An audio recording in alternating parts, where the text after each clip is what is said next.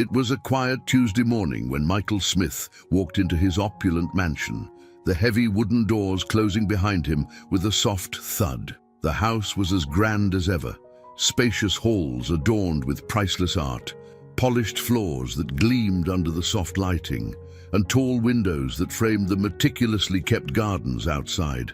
Everything was in place, just as it had been for years. But today, something felt different. It wasn't just the familiar stillness of the house, there was a new presence.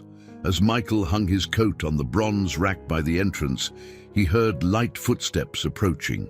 Turning toward the sound, he expected to see James, the ever-efficient butler, but instead a young woman appeared at the end of the hallway, holding a tray with fresh flowers. She was dressed in the standard Maid uniform, her posture slightly nervous but composed. Michael paused, his eyes narrowing in curiosity. He hadn't been informed of any new staff. He opened his mouth to call out to her, but something caught his eye, the thin, glimmering necklace around her neck. His breath hitched. It was impossible not to notice. The delicate silver chain held a small, intricately carved locket. That locket. His mind raced back 18 years to the last time he had seen his daughter. She had been only 4, full of life and always laughing, and around her neck had been that same locket, a gift from her grandmother, one she never took off. The same locket that was now resting on the chest of this unfamiliar maid. His heart pounded in his chest as he stood frozen, the weight of the memory crashing into him with full force. The young woman, Hello, viewer. Thank you for being here. I invite you to subscribe to the channel and leave a like as a show of support. Now let's continue with the story. The young woman, Claire, unaware of his reaction, continued her work. She placed the flowers on the side table in the hallway, adjusting them with delicate care. Michael snapped out of his daze, clearing his throat as he approached. "You there?" he called out, his voice firm but slightly strained. "What's your name?" Claire turned, startled by his sudden presence. She straightened up quickly, her hands clasped nervously in front of her. I'm Claire, sir, the new maid." Michael's eyes drifted again to the locket. "Boo, where did you get that necklace?" Claire's fingers instinctively touched the locket, a gesture of comfort she had done since she could remember. She hesitated, sensing the tension in his voice, but answered as honestly as she could. "I've had this for as long as I can remember, sir. It was given to me at the orphanage. They said I was found with it." Michael's expression shifted. He took a step closer, his mind racing. Could it be? Could this woman be? His thoughts were interrupted by the sudden arrival of James, the butler, who appeared from a side door carrying a tray with tea. James, always observant, immediately sensed the tension in the air. His eyes flicked from Michael to Claire, then back to Michael, before setting the tray down on a nearby table. "Is everything all right, Mr. Smith?" James asked, his voice polite but with an underlying firmness, as if warning Michael not to create a scene. Michael blinked, momentarily at a loss for words. "Yes," he finally muttered, his eyes still fixed on Claire. "Everything is fine." But it wasn't. Not for Michael. Claire excused herself quickly, her heart pounding in her chest. The way Michael had looked at her, the intense, almost haunted expression in his eyes, unnerved her. She hurried to the kitchen, her mind spinning with questions. What was that about? Why was he so interested in my necklace? James, who had remained with Michael, spoke once Claire was out of earshot. "She's the new maid," James explained, his voice low and measured. "Hired through an agency. She just started this week." Michael didn't respond immediately. His gaze was still locked on the hallway where Claire had disappeared. His mind was reeling with the possibility. Could she be his daughter? Without another word, Michael turned on his heel and headed toward his study, leaving James standing in confusion. Upstairs in the mansion, Michael sat behind his large oak desk, his hands trembling slightly as he pulled open a drawer. Inside was a small velvet box, worn from years of being handled, but still intact. He opened it carefully, revealing a small photograph of a bright-eyed little girl, her smile wide and infectious. Around her neck, The same locket glittered in the sunlight.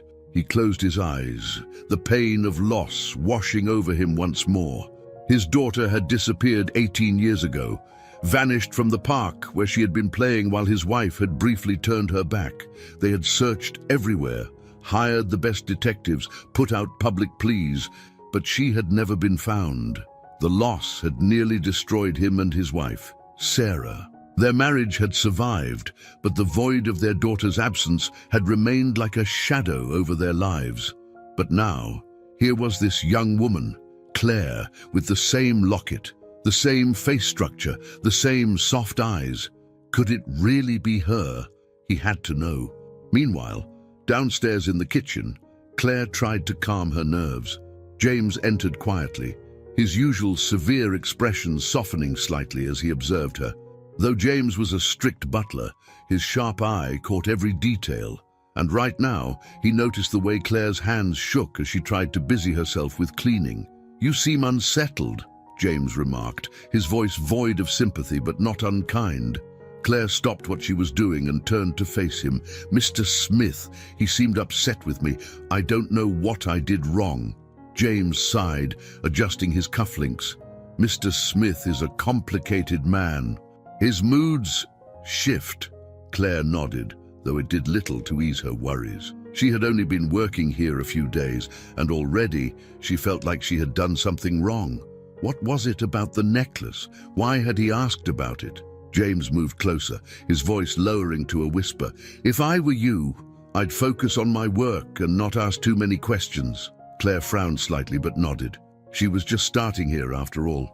It wouldn't do her any good to pry into matters that didn't concern her, but even as she returned to her tasks, the nagging question remained in her mind. Why did Michael care so much about my locket? Upstairs, Michael picked up his phone, dialing the number of his private investigator, David Dyge, a man who had handled many delicate matters for the Smith family over the years. As the line rang, Michael's heart raced with anticipation. When David answered, Michael wasted no time. "I need you to look into someone," he said, his voice steady but laced with urgency. "Her name is Claire, and I need to know everything about her." As Michael ended the call, he stared out the large window of his study, his mind consumed with one thought. Could Claire be his long-lost daughter? The cold wind swept through the streets of the small town as Claire stepped out of the orphanage for what would be the last time. She stood for a moment on the front steps, taking in the large, old building that had been her home for the past 18 years. The weathered bricks, the chipped paint on the windows, the worn wooden door, these things were all too familiar to her. This place held all the memories of her childhood, but none of them were of family. Her memories were of shared rooms, other children who came and went, and the constant rotation of caretakers. And always, there was that locket around her neck, a mystery she never solved. The locket had been the only thing she had when she was found at 2 years old, wandering alone in a park with no memory of her family. The police had searched for her parents, put out announcements, but no one had ever come forward. She had been just another lost child. Claire often wondered who she had belonged to, but as the years passed, she stopped asking questions. The past was gone, and no one had answers. Now she had to focus on her future. As she adjusted the straps of her worn-out bag on her shoulder, Claire took a deep breath and began walking. Her new job at the Smith mansion was the first step toward a life outside the orphanage, a chance to start fresh. The job had come through an agency that specialized in placing girls like her into domestic work. It wasn't her dream to be a maid, but it was a good opportunity, especially since the salary was decent and she would be living on site. It meant stability, something Claire had always craved but never truly known. The streets felt cold and unfriendly as she made her way to the bus station. She wasn't sure what to expect when she arrived at the mansion, but she knew one thing: she was determined to succeed. There would be no going back to the orphanage. This was her chance to make something of herself. The bus ride to the mansion felt long, each mile stretching out in front of her like an uncertain road. As the city streets gave way to rolling hills and sprawling estates, Claire's nerves began to grow. She had never been in a place like this before. The wealth and grandeur of the neighborhood she passed were overwhelming, a stark contrast to the modest orphanage where she had spent most of her life. When the bus finally stopped near the estate, Claire hesitated for a moment before stepping off. The air was cooler here, the surroundings quieter. The tall iron gates of the Smith mansion loomed ahead, impressive and intimidating. She could see the long driveway leading up to the grand house in the distance. It was like stepping into another world, a place so far removed from anything she had ever known. With a deep breath, she squared her shoulders and approached the intercom at the gate. Her fingers trembled slightly as she pressed the button. "Yes," a voice crackled through the speaker. It's Claire," she said, trying to sound more confident than she felt. "The new maid." There was a brief pause. Then the gates slowly swung open with a quiet hum. Claire walked through, her heart pounding as the mansion loomed larger with each step. The grandeur of it all was overwhelming. Perfectly manicured lawns, a fountain in the center of the circular driveway, and towering trees that lined the property. It was nothing like the orphanage, nothing like the small town she was used to. When she reached the front doors, they opened before she could knock. A tall man in a black suit stood before her, James, the butler. His face was stern, his posture rigid, exuding an air of formality that immediately made Claire feel small. "You're late," James said, his voice crisp and authoritative. "The staff briefing was at 10 a.m. Claire swallowed hard, flustered. I'm sorry. The bus was delayed." James looked her up and down, clearly unimpressed, before stepping aside to allow her in. "Follow me. I'll show you to your quarters and explain your duties." Claire stepped into the mansion, the sound of her footsteps echoing off the marble floors. She felt out of place immediately. The high ceilings, the expensive artwork, the gleaming chandeliers, it all felt like a dream, one she didn't quite belong in. James led her through a series of hallways, explaining the layout of the house as they went. His tone was clipped, professional, and lacked any warmth. "You will be expected to maintain a high standard here," he said as they walked. "Mr. and Mrs. Smith expect nothing less. If you are not prepared for that, you will not last long." Claire nodded silently, her nerves growing with every step they took. She couldn't afford to lose this job. She had nowhere else to go. James's cold demeanor did little to ease her anxiety, but she kept her head down and followed, determined not to let her insecurities show. That first night, as Claire lay in her small room in the servants' quarters, she thought about her new life. It had been a long, exhausting day of cleaning, organizing, and learning the routines of the house. James had not hesitated to criticize her every mistake, reminding her repeatedly that the Smith household ran on precision and perfection. It was clear to her that James didn't think she would last, but Claire was determined to prove him wrong. As she stared up at the ceiling, the sounds of the house settling in for the night around her, her thoughts drifted back to her past, to the orphanage, to the locket. She reached up and touched it, the small, familiar piece of jewelry that had been with her for as long as she could remember. The one thing from her past she held on to. She had asked the caretakers at the orphanage about it many times, but no one knew anything. She had been found alone in a park, wearing the locket and nothing else that would help identify her. No birth certificate, no family name, just Claire, the girl with the silver locket. What did it mean? Where had she come from? These questions haunted her in the quiet moments, like tonight. But there were no answers, no clues, just the locket and the endless wondering. Claire closed her eyes, willing herself to sleep. Tomorrow was another day, another chance to prove herself, another step toward creating a new life. The next morning, Claire woke early, determined to start the day right. She dressed quickly and made her way downstairs, eager to begin her duties before James had a chance to reprimand her. But as she passed through the hallway, she noticed the grand staircase leading up to the private quarters of the house. The curiosity pulled at her. She had been told her duties were confined to the lower levels, the kitchen, the dining room, the servants' areas. but she couldn't help but wonder about the lives of the people she was now working for. Who were Mr. and Mrs. Smith? She had seen glimpses of Mr. Smith the day before, tall, distinguished, but with a quiet sadness in his eyes. And Mrs. Smith, she had yet to meet her, though the other staff had mentioned she rarely left her rooms. Claire paused at the base of the staircase, staring up at the opulence that seemed so far removed from her own life. She was about to turn away when she heard a soft voice. "Who are you?" Claire jumped, her heart racing as she turned to see an older woman standing at the top of the stairs. She was elegantly dressed, her hair perfectly styled, though her face held a look of weariness. This had to be Sarah Smith, the matriarch of the house. I'm Claire, Ma'am," she said, her voice barely above a whisper. "The new maid." Sarah's eyes drifted over Claire, her gaze softening for a moment before she turned away without another word, disappearing down the hallway. Claire let out a breath she hadn't realized she was holding. She had been told that Mrs. Smith was a recluse, a woman who kept to herself, distant from the day-to-day workings of the household.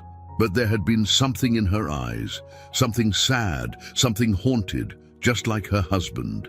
Claire shook her head, reminding herself to focus. She had a job to do, and no matter how mysterious the Smiths seemed, she was here to work, not to pry into their lives. As she walked toward the kitchen, her hand instinctively went to her locket once more. The same question echoed in her mind as it had for years. Where do I come from? Claire awoke early the next morning, the faint light of dawn filtering through the small window in her room. Her mind was already racing with thoughts of the previous day. The Smith mansion was unlike any place she had ever been. So elegant, so vast, and yet there was a heavy sadness that seemed to linger in the air. She hadn't interacted much with Mr. or Mrs. Smith, but the tension from her encounter with Michael Smith still hung over her like a dark cloud. And then there was James. From the moment she arrived, it was clear James, the butler, didn't trust her. His cold demeanor, the way his eyes followed her every move, made her feel like she was always on the verge of making a mistake. And today, she had to face him again. As Claire quickly dressed in her maid's uniform, she gave herself a pep talk. Just do your job. Don't let him get to you. She tied the apron around her waist and slipped her shoes on, her hands brushing the locket around her neck.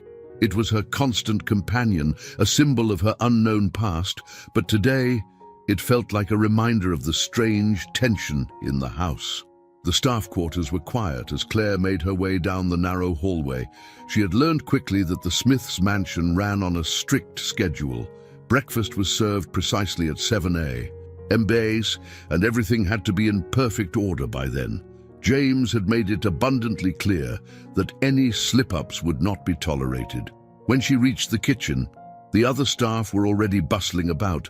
Clara, the head housekeeper, was overseeing the meal preparations, her sharp eyes darting from one task to another.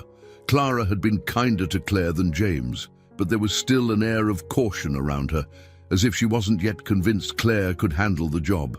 "Good morning, Claire," Clara said as Claire entered the room, her voice brisk but not unkind. "I trust you slept well." "Yes, ma'am. Thank you," Claire replied quickly, eager to prove herself. "Good. We'll need you to handle the dining room this morning. Make sure everything is spotless. Mr. Smith likes his routine, and the table must be set perfectly." Claire nodded and grabbed the cleaning supplies from the cupboard. As she exited the kitchen, she felt a pair of eyes on her and glanced back to see James watching her from the corner, his face expressionless but his posture rigid. He didn't say a word, but his presence was enough to make her stomach tighten with nerves. The dining room was as grand as the rest of the mansion. An intricately carved wooden table stretched across the center of the room, surrounded by high-backed chairs upholstered in dark, rich fabric. Massive windows overlooked the sprawling gardens outside, and the morning light cast a soft glow on the room. Despite its beauty, the room felt cold and formal, much like the people who dined here. Claire set to work, dusting the surfaces, polishing the silverware, and making sure every detail was in place. She moved quickly but carefully, determined not to give James any reason to criticize her. Her mind wandered as she worked, replaying her interactions with the family so far. The strange way Mr. Smith had looked at her necklace, the sadness in Mrs. Smith's eyes, and the ever-present watchfulness of James. It all made her feel like there was something going on beneath the surface, something she didn't understand. As she finished setting the table, James entered the room, his footsteps soft but deliberate. Claire straightened up, her heart racing slightly as he approached. "Have you completed the preparations?" he asked, his voice as cold as ever. "Yes, sir," Claire replied, trying to keep her voice steady. James walked around the table, inspecting her work with a critical eye. His expression remained unreadable as he moved from one end of the room to the other, his hands clasped behind his back. "This is acceptable," he said after a long pause. But barely. Claire felt a sting of frustration at his words, but forced herself to remain calm. She knew arguing would do no good. Instead, she nodded and waited for further instructions. James stepped closer, his eyes narrowing slightly as he spoke. "Let me make one thing clear, Claire. The Smith household has a reputation for excellence, and I will not tolerate anything less than perfection from the staff. If you are unable to meet those standards, you will be replaced." His words were like ice, sending a chill down her spine. "I understand, sir. I'll do my best." "Your best may not be enough," James said, his voice dripping with disdain. "We'll see." With that, he turned and left the room, leaving Claire standing there, her hands clenched at her sides. She took a deep breath, willing herself not to let his words get to her. But it wasn't easy. Every moment in this house felt like a test, and she wasn't sure if she was passing. Later that day, Claire was cleaning one of the sitting rooms when she overheard a conversation between Mrs. Smith and James. The door to the sitting room was slightly ajar, and their voices carried through the hallway. Claire paused, not wanting to eavesdrop, but unable to stop herself from listening. "She's too young," Mrs. Smith said, her voice quiet, but filled with a kind of sadness. "I don't want someone like her around." "She's here to work, Mum," James replied, his tone as formal as ever. "I will ensure she stays focused on her duties." There was a long pause, and Claire held her breath, her heart pounding in her chest. Was Mrs. Smith talking about her?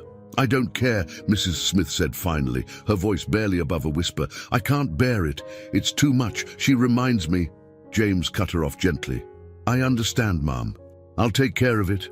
Claire stepped back from the door, her heart racing. She had no idea what they were talking about, but it felt personal, like she had somehow stirred up something painful in this family. The tension between Mrs. Smith and James was palpable, and Claire couldn't shake the feeling that it had something to do with her. The rest of the day passed in a blur of cleaning and tasks, but Claire couldn't stop thinking about what she had overheard. Why didn't Mrs. Smith want her there? She had barely spoken to the woman, yet there was something about her presence that clearly bothered Mrs. Smith deeply. That night, as she lay in bed, Claire stared up at the ceiling, her mind whirling with questions. She had thought this job would be a fresh start, a chance to build a new life, but now it felt like she had stepped into a place full of secrets, a place where she didn't belong. The mansion was beautiful, but it was also lonely. The staff kept to themselves, and the Smith family seemed distant, shrouded in their own private pain. Claire couldn't shake the feeling that there was something more going on, something that no one was telling her. As she closed her eyes, her hand drifted to the locket around her neck, the one connection she had to her past. She had always believed that the locket was special, that it held some clue about who she was. But now, it felt like a burden. Every time Mr. Smith looked at it, there was a flicker of recognition in his eyes, and it terrified her. Why was this locket so important to him? And why did Mrs. Smith seem to fear her presence? The questions kept Claire awake long into the night, the answers just out of reach. Claire's first week at the Smith mansion was more difficult than she had imagined. She had anticipated the job would be demanding. Cleaning, cooking, and maintaining a household this large required attention to detail and long hours. But what she hadn't expected was the constant pressure of James, the butler, who seemed determined to find fault in everything she did. It wasn't just the tasks that were overwhelming. The atmosphere in the house was tense, and Claire often felt like she was walking on eggshells. Every corner of the mansion seemed to hold a secret, and the cold reception from the family made it clear she was an outsider. Still, she had no choice but to continue. This job was her only lifeline, and she couldn't afford to fail. On her fourth day, Claire found herself in the grand dining room once again, polishing the silverware that seemed to sparkle under the crystal chandelier. Her hands worked quickly, trying to make up for lost time after having to re-clean the study at James's insistence. Everything had to be perfect, and her anxiety grew with every minute she spent under James's critical gaze. As she worked, her mind replayed the events of the past few days, the coldness from Mrs. Smith, the intense stares from Mr. Smith, and the overheard conversation between the two continued to bother her. They acted like her presence was a disruption, but she couldn't understand why. And there was always the locket. Its connection to Mr. Smith was undeniable, but she had no idea what it could mean. Just as she finished setting the table, James appeared in the doorway. His presence alone was enough to make her stomach clench in nervousness. "Claire," he called out, his tone sharp. "You missed a spot on the silver." She turned quickly, her heart pounding. "I'm sorry, sir. I'll fix it right away." James approached the table, his eyes narrowing as he inspected the silverware closely. "You must learn to pay attention to detail. Mr. Smith values perfection, and anything less will not be tolerated." "I understand," Claire replied quietly, her cheeks flushing with embarrassment. She grabbed the polishing cloth and started on the spot he pointed out, trying her best to hide her frustration. No matter how hard she worked, James always found something to criticize. "You've been here for almost a week," James said, standing over her as she polished, "and yet you're still making mistakes." Claire bit her lip, resisting the urge to snap back.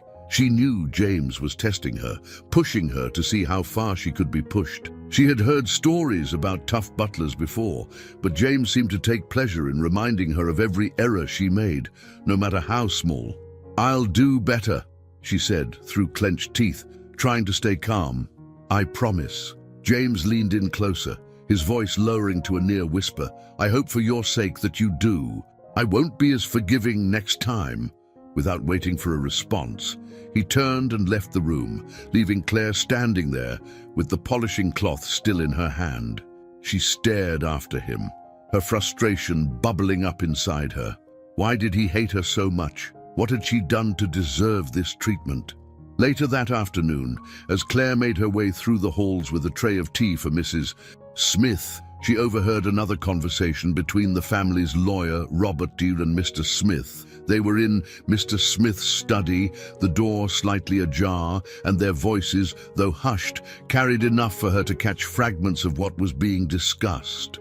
"It's a delicate situation, Michael," Robert was saying. "You can't just assume. We need more proof before taking any drastic action." Michael's voice was firm, but filled with an undercurrent of emotion. "I know what I saw, Robert. That locket, it's identical to the one she had when she disappeared." Claire froze in place just outside the study, her breath catching in her throat. They were talking about her locket again. Her fingers brushed against the pendant, feeling its familiar weight against her skin. What could it possibly mean? "There are dozens of similar designs out there," Robert replied. "You can't jump to conclusions based on a piece of jewelry." Michael let out a frustrated sigh. "It's not just the locket. There's something about her. I need to know the truth." "Then do it the right way," Robert insisted. "Hire someone to look into her past. Find out where she really came from." Claire's heart pounded in her chest as she hurried away, not wanting to be caught eavesdropping. Her hands shook as she continued toward Mrs. Smith's room, her mind racing with the implications of what she had heard. Why were they so interested in her? Why did they think the locket meant something? She delivered the tea to Mrs. Smith, who barely acknowledged her presence, then retreated back to the safety of the servants' quarters. There, in the privacy of her small room, She sat on the edge of her bed and clutched the locket tightly in her hand. The conversation she had overheard confirmed what she had suspected. Mr. Smith believed there was something significant about her locket. But why?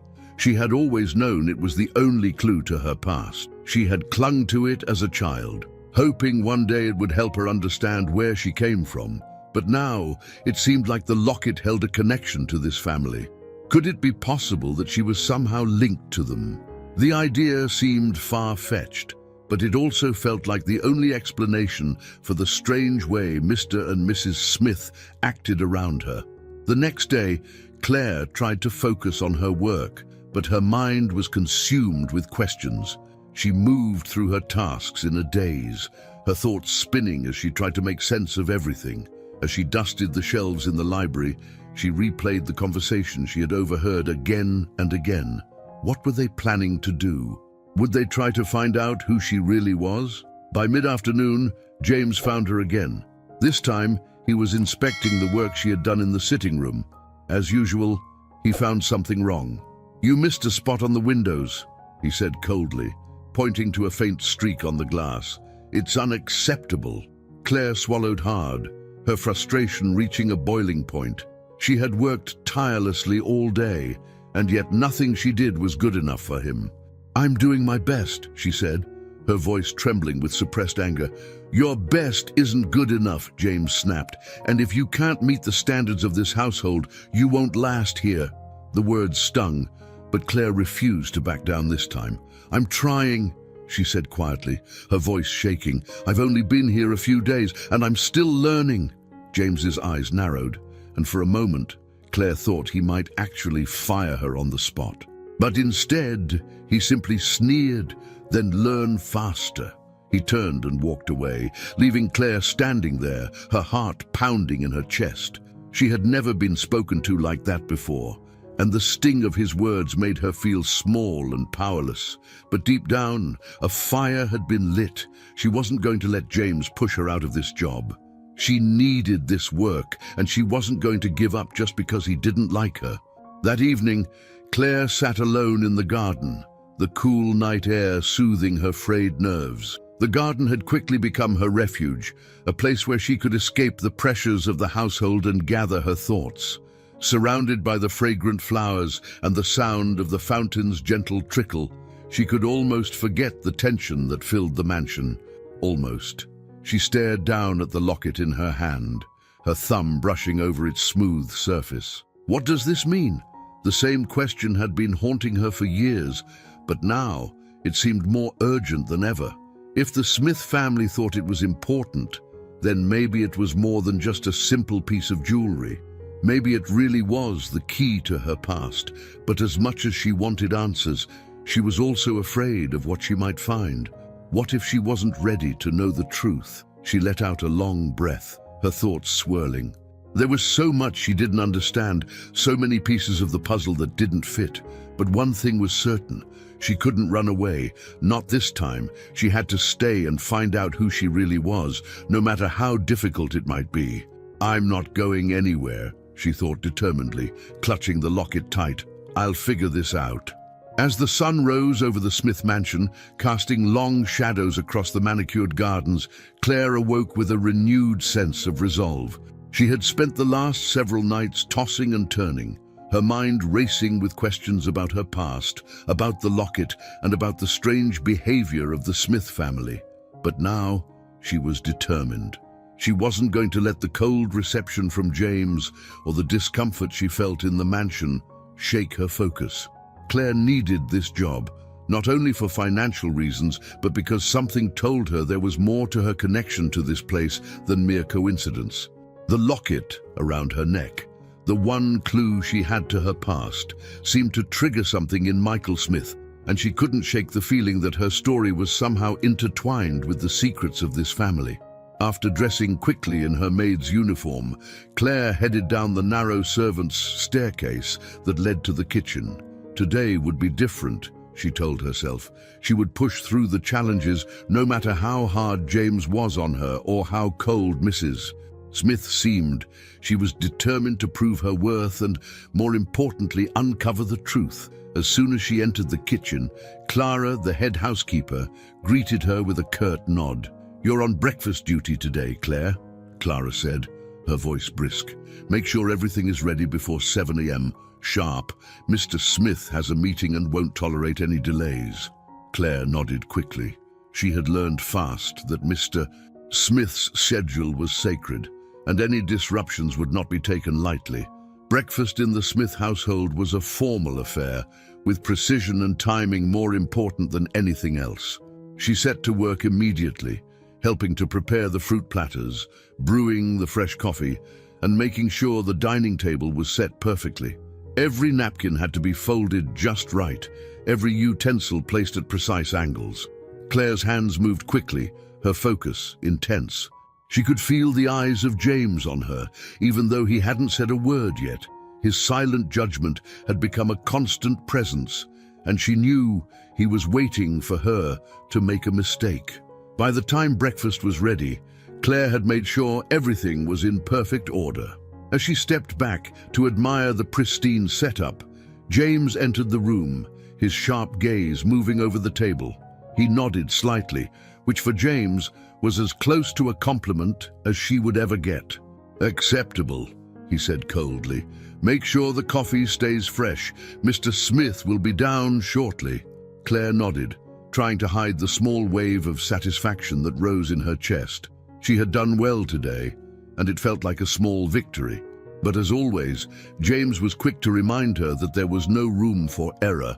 "Don't let this small success go to your head," James added as he turned to leave. "One mistake and you'll be out." The words stung, but Claire had grown used to his sharpness. She took a deep breath and focused on the task at hand, determined to ignore his constant criticisms. After breakfast, Claire found herself with a moment of quiet in the garden, her favorite place to reflect. The garden had become her sanctuary, a place where she could escape the pressures of the house, even if just for a few minutes. The soft trickling of the fountain and the scent of blooming flowers helped to calm her nerves. Sitting on a stone bench, Claire absent-mindedly fingered the locket around her neck. What is it about this locket? The question haunted her every day. It was the only piece of her past she had, the only clue to where she came from. And now, being in this house, it felt like the locket was more important than ever. Michael Smith had recognized it, or at least he had reacted to it, and though he hadn't said anything directly, Claire could feel that he was watching her, waiting for something. Her thoughts were interrupted by the sound of footsteps approaching. Claire looked up to see Mrs. Smith, Sarah, walking slowly through the garden. It was rare to see her outside her room, and Claire was immediately on edge. She quickly stood up, ready to offer assistance or leave if needed. Mrs. Smith paused a few feet away from Claire, her eyes scanning the flowers, but never truly focusing on anything. She seemed distant, her expression soft but filled with a quiet sorrow. There was a sadness about her that Claire had noticed from the beginning, but now, seeing her up close in the gentle morning light, it was even more apparent. "Beautiful, aren't they?" Mrs. Smith said suddenly, her voice soft as she gestured to the roses lining the path. Claire nodded, unsure of what to say. "Yes, ma'am." Mrs. Smith's eyes flicked briefly to Claire, and for a moment it seemed like she might say more, but then she turned away again, her attention drifting back to the garden. Claire waited, unsure if she should stay or leave. She had been told to keep her interactions with the family to a minimum, but this felt different. There was something in Mrs. Smith's demeanor that made Claire feel like she should stay. After a long silence, Mrs. Smith finally spoke again, her voice low and almost fragile. "Do you know much about flowers, Claire?" "Not really, Mum," Claire replied, her voice soft. Mrs. Smith gave a faint smile, though it didn't reach her eyes. "They're delicate things, flowers. They need the right care, the right attention. If you neglect them, they wither." Claire nodded, sensing there was more to Mrs. Smith's words than just a simple statement about flowers. But before she could respond, Mrs. Smith turned away completely, walking slowly back toward the house without another word. Claire watched her go, a strange feeling settling over her. Mrs. Smith's words lingered in her mind. Neglect them, and they wither. Was she talking about the garden, or something else? The rest of the day passed quickly, with Claire moving from one task to the next, her thoughts still clouded by the brief encounter with Mrs. Smith. There was something so haunting about the woman, something that made Claire feel like she was carrying a heavy burden. And then there was Mr. Smith, whose watchful eyes seemed to follow Claire wherever she went. That evening, after a long day of work, Claire returned to her small room in the servants' quarters, her body aching from the constant cleaning and running around. She sat on the edge of her bed, the locket still clutched in her hand, and let out a long sigh. She had made it through another day. But how much longer could she endure the tension in this house, the constant scrutiny from James, the coldness from Mrs. Smith, the unspoken questions from Mr. Smith? It was all wearing her down. But at the same time, Claire knew she couldn't leave. There was something here, something she needed to discover, and until she did, she wasn't going anywhere.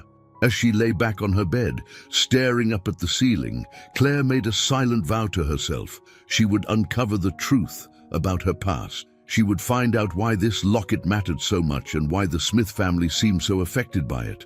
But she would have to be patient. She couldn't rush things. The answers would come, eventually. For now, she would do her job, keep her head down, and wait for the pieces to fall into place. The days in the Smith mansion were beginning to blur together for Claire. The constant cleaning, the relentless scrutiny from James, and the cold distance of Mrs. Smith weighed heavily on her. The tension in the house never seemed to lift, and it left her feeling isolated and anxious, as though she were always one mistake away from being dismissed. But there was one place in the mansion where she felt a sense of calm: the garden. The Smith mansion's garden was vast, filled with carefully maintained flower beds, old oak trees that towered over the estate, and a stone fountain in the center that bubbled softly, providing a soothing soundtrack to her moments of solitude. Claire had discovered early on that the garden was where she could escape the intensity of the house, even if only for a few minutes. It was a Saturday afternoon, and after finishing her morning tasks, Claire found herself drawn once again to the garden. The air was crisp, the sky a soft blue, and the scent of blooming roses filled her senses. She settled onto her usual bench near the fountain, the sound of water gently lapping against the stone, soothing her frayed nerves. Here, in the garden, Claire could breathe. She could let go of the constant pressure she felt inside the mansion and allow her mind to wander. She often found herself thinking about her childhood, or rather, the lack of it. Growing up in an orphanage had meant no family, no memories of parents, just an endless cycle of caretakers and other children who came and went. The only constant in her life had been the locket, the one link to a past she didn't remember. Her fingers instinctively reached for the locket, tracing the familiar patterns on its surface. It was comforting to have it with her, even though it was also the source of so many unanswered questions. Why had Mr. Smith reacted so strongly to it? What connection did it have to his family? These questions haunted her, but she had no answers. Not yet. The soft crunch of footsteps on the gravel path pulled Claire from her thoughts. She looked up to see Michael Smith approaching. His expression was somber, as it usually was, but there was something softer in his eyes today, a hint of the man he might have been before the weight of loss had settled over him. "Claire," he said quietly as he approached, his hands tucked into the pockets of his suit jacket. "May I join you?" Claire was startled by the request, but nodded, unsure of what to say. Mr. Smith rarely spoke to her, and when he did, it was brief and formal. To have him seek her out in the garden was unexpected. Michael sat down beside her on the stone bench, his gaze drifting over the flowers that surrounded them. For a long moment, he said nothing, and Claire wondered if he was regretting his decision to come out here. But then he spoke, his voice soft, almost wistful. "This garden was my wife's favorite place," he said. "She used to spend hours here, tending to the flowers, planting new ones every season. It brought her peace. Claire listened in silence, unsure of how to respond. She had noticed Mrs. Smith's quiet sadness, her distance from everything that went on in the household. It was clear she carried a heavy burden, though Claire had no idea what it was. "She doesn't come here much anymore," Michael continued, his voice tinged with regret. "Not since," he trailed off, his expression tightening. Claire didn't need him to finish the sentence. She had pieced together enough to know that the Smiths had lost someone important, perhaps a child.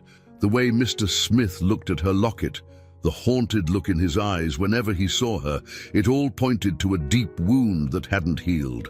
"Do you enjoy the garden?" Michael asked, turning his gaze toward her. "Yes," Claire replied softly. "It's peaceful." Michael nodded, his eyes distant. "It used to be a place of happiness. Now it's just a reminder of what we lost." Claire swallowed, unsure of what to say. She had no family of her own, no memories of loss like Mr. Smith's, but she understood the weight of loneliness, the feeling of being adrift with no connection to the past. For a moment, neither of them spoke, the only sound the soft bubbling of the fountain. Then Michael's eyes flickered to the locket around Claire's neck, and the familiar look of recognition passed over his face. "Claire," he said slowly, his voice thick with emotion. "That locket, where did you get it?" Claire hesitated, unsure of how much to reveal, but she had held this secret for too long, and Mr. Smith's questions had haunted her for weeks now. She couldn't keep evading them. "I've had it for as long as I can remember," Claire said quietly, her fingers tightening around the locket. "I was found with it when I was a child. I don't know where it came from."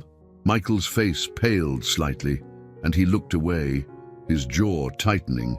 It was clear that her words had confirmed something for him, though Claire had no idea what. "I've seen that locket before," Michael said, his voice barely above a whisper. "It belonged to my daughter." Claire's breath caught in her throat. His daughter. "She was wearing it the day she disappeared," Michael continued, his voice heavy with grief. "We searched everywhere for her, but she was never found. The locket was the only thing we had left of her." Claire stared at him, her mind spinning. How could this be? The locket had always been a part of her, a symbol of her unknown past. But now, Mr. Smith was saying it belonged to his daughter. Could it be possible that she was... "No," Claire said quietly, shaking her head. "That can't be. I was found in a park when I was 2. I grew up in an orphanage. I don't remember anything before that." Michael looked at her, his eyes filled with pain and uncertainty. "We lost her when she was 4. She was taken from a park, and we never saw her again." Claire's heart pounded in her chest. The pieces didn't fit perfectly, but there were too many coincidences to ignore. Could she really be the daughter they had lost all those years ago? Could this locket be the key to unlocking the truth about who she was? "I don't know," Claire whispered, her voice trembling. "I don't know if I'm your daughter." Michael stood abruptly, his emotions clearly overwhelming him. "We'll find out," he said firmly. "I'll have the answers, one way or another." He turned and walked away, leaving Claire sitting alone by the fountain, her mind reeling from the conversation. Could it be true? Could she really be their daughter? Claire clutched the locket tightly in her hand, her heart racing. She had spent her entire life wondering where she came from, but she had never imagined that the answer could be something like this. If what Mr. Smith was saying was true, then her whole life had been a lie. But there were still so many questions. How had she ended up in that park? Why had no one found her? And if she really was the Smiths' daughter, what would that mean for her future? As the sun began to set, casting long shadows over the garden, Claire stood up from the bench. Her mind was a whirlwind of emotions. But one thing was clear. She needed to know the truth, and she wasn't going to rest until she found it. Claire's hands trembled slightly as she clasped the locket around her neck. The weight of Michael Smith's words still echoed in her mind. It belonged to my daughter. How could that be possible? She had always believed the locket was a remnant of a family she had never known, a mystery tied to a past she couldn't remember. But now, the possibility that she might be connected to the Smith family, it felt too surreal, too overwhelming. Her entire world had been turned upside down in that brief conversation by the fountain. Could she really be the daughter they lost? The thought sent waves of confusion and uncertainty through her. There were no memories of her life before the orphanage, no recollections of being part of a family. But the locket, the one constant in her life, had triggered something deep inside Mr. Smith. The way he looked at her, as if he was seeing a ghost from the past, made it impossible to ignore the possibility. That night, sleep was impossible. Claire lay awake in her small room, her thoughts spinning. What would it mean if she was truly their daughter? Would it change her life forever? And why had she been taken from them? There were so many unanswered questions, and Claire felt like she was standing on the edge of a precipice, unsure of what awaited her on the other side. The next morning, the tension in the mansion was palpable. Claire could feel it from the moment she stepped out of her room. The staff moved quietly, sensing something was amiss. James barely spoke to her, his usual sharpness replaced by a wary silence. Claire couldn't help but wonder if he knew what was happening, if he, too, suspected that she might be connected to the family's past. As she moved through her tasks, her mind kept drifting back to the conversation with Mr. Smith. She tried to focus, but the questions gnawed at her. How could she find out the truth? She had spent her entire life not knowing who she really was, and now that the answers seemed within reach, the uncertainty was almost unbearable. By mid-morning, as Claire was preparing the dining room for lunch, Michael entered the room. His presence sent a ripple of tension through her, and she could feel his eyes on her as she arranged the silverware. He hadn't spoken to her since their conversation in the garden the day before, but she knew he was just as consumed by the question as she was. "Claire," he said, his voice quiet but firm. She looked up, meeting his gaze. His face was pale, his expression strained, as if he had spent the night grappling with his own thoughts. "We need to take the next step," he continued. "I've arranged for a private investigator to look into your past. I need to know if you're truly my daughter." Claire's heart raced at his words. The idea of someone investigating her past, digging into the mystery of her life, filled her with both hope and fear. What if they found something? What if they found nothing? What if she wasn't their daughter after all? "I understand," she replied softly, though her voice trembled slightly. "I want to be clear," Michael said, stepping closer. "If you are my daughter, Claire, this will change everything. But we need to be sure. We can't jump to conclusions based on a locket alone." Claire nodded, though her mind was racing. The locket, the one symbol of her identity, might hold the key to unlocking the truth, but it was just a piece of the puzzle. "I'll cooperate however I can," she said, her voice steadier now. "I want to know the truth too."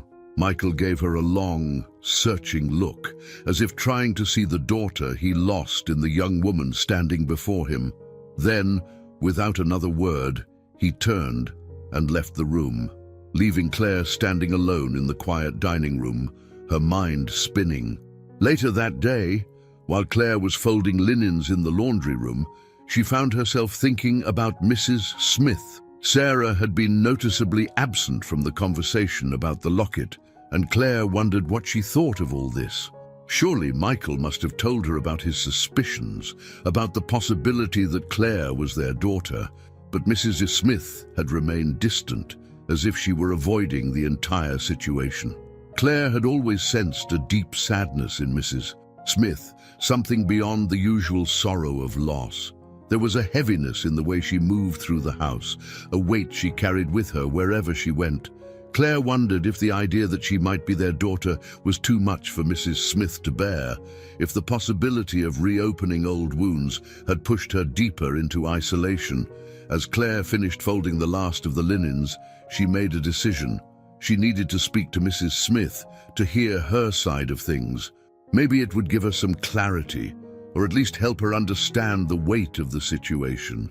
That evening, after dinner had been served and the household had quieted down, Claire made her way to the second floor, where Mrs. Smith's private sitting room was located. She had never ventured up here before. It was strictly off limits for the staff unless specifically requested. But tonight, she felt compelled to reach out. Her heart pounded as she approached the door. She hesitated for a moment, unsure if she should knock, unsure if she even had the right to intrude. But before she could second-guess herself, she raised her hand and gently knocked on the door. A soft voice from inside responded, "Come in." Claire slowly opened the door and stepped inside. The room was dimly lit, with a single lamp casting a soft glow over the space. Mrs. Smith was sitting by the window, her hands folded in her lap, her eyes gazing out into the dark garden below. "Mrs. Smith," Claire began quietly, unsure of how to proceed. I'm sorry to bother you, but I wanted to speak with you." Mrs. Smith didn't turn to face her, but she didn't ask her to leave either. After a long pause, she finally spoke. "What is it, Claire?" Claire took a deep breath, gathering her thoughts. "I know that Mr. Smith told you about his suspicions, about the locket. I just wanted to know how you feel about all of this." Mrs. Smith was silent for a moment, and when she finally turned to look at Claire, her eyes were filled with sorrow. "How do I feel?" she repeated softly, almost as if asking herself the question. I feel like I'm standing on the edge of a cliff, Claire. Part of me wants to believe that you could be our daughter, that after all these years, she's finally come back to us. But the other part of me," she trailed off, her voice breaking slightly. Claire waited, her heart heavy with the weight of Mrs. Smith's emotions. "The other part of me is terrified," Mrs. Smith continued, her voice barely above a whisper. "Terrified that this is all just another false hope, another wound waiting to be opened. We've been down this road before, Claire. We've searched for her, we've hoped, and every time we've been left with nothing but more pain." Claire felt a lump rise in her throat. She had never considered the possibility that the Smiths had been through this before, that they had experienced false hope and crushing disappointment in their search for their daughter. "I don't want to hurt you," Claire said softly. "I just want to know the truth." Mrs.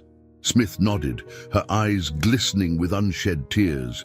"So do I, Claire, so do I." The two women sat in silence for a long moment, the weight of their shared uncertainty hanging between them like a cloud. Neither of them knew what the future held, but in that moment they both understood the pain of not knowing, the agony of being caught between hope and fear. The following days at the Smith mansion felt like an uneasy waiting game. Claire moved through her duties with a new sense of purpose, but also an underlying tension she couldn't shake. Michael Smith had hired a private investigator to dig into her past, and the thought of someone uncovering details about her life that even she didn't know was unsettling. The weight of the unknown pressed on her constantly.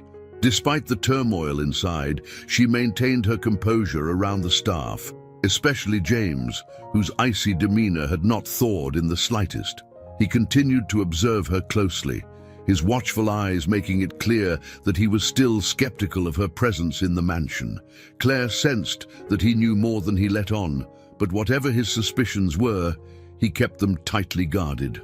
One evening, as Claire was clearing the dining room after dinner, Michael approached her. His face was drawn, the dark circles under his eyes betraying his lack of sleep.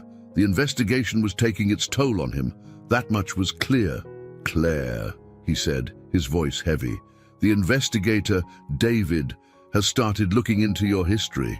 We should have some answers soon." Claire's heart raced. She had known this was coming, but hearing it confirmed sent a rush of anxiety through her. What if the investigation revealed something she wasn't prepared for? What if it proved she wasn't their daughter after all? "Do you think he'll find anything?" Claire asked, her voice barely above a whisper. Michael hesitated, his gaze dropping to the floor.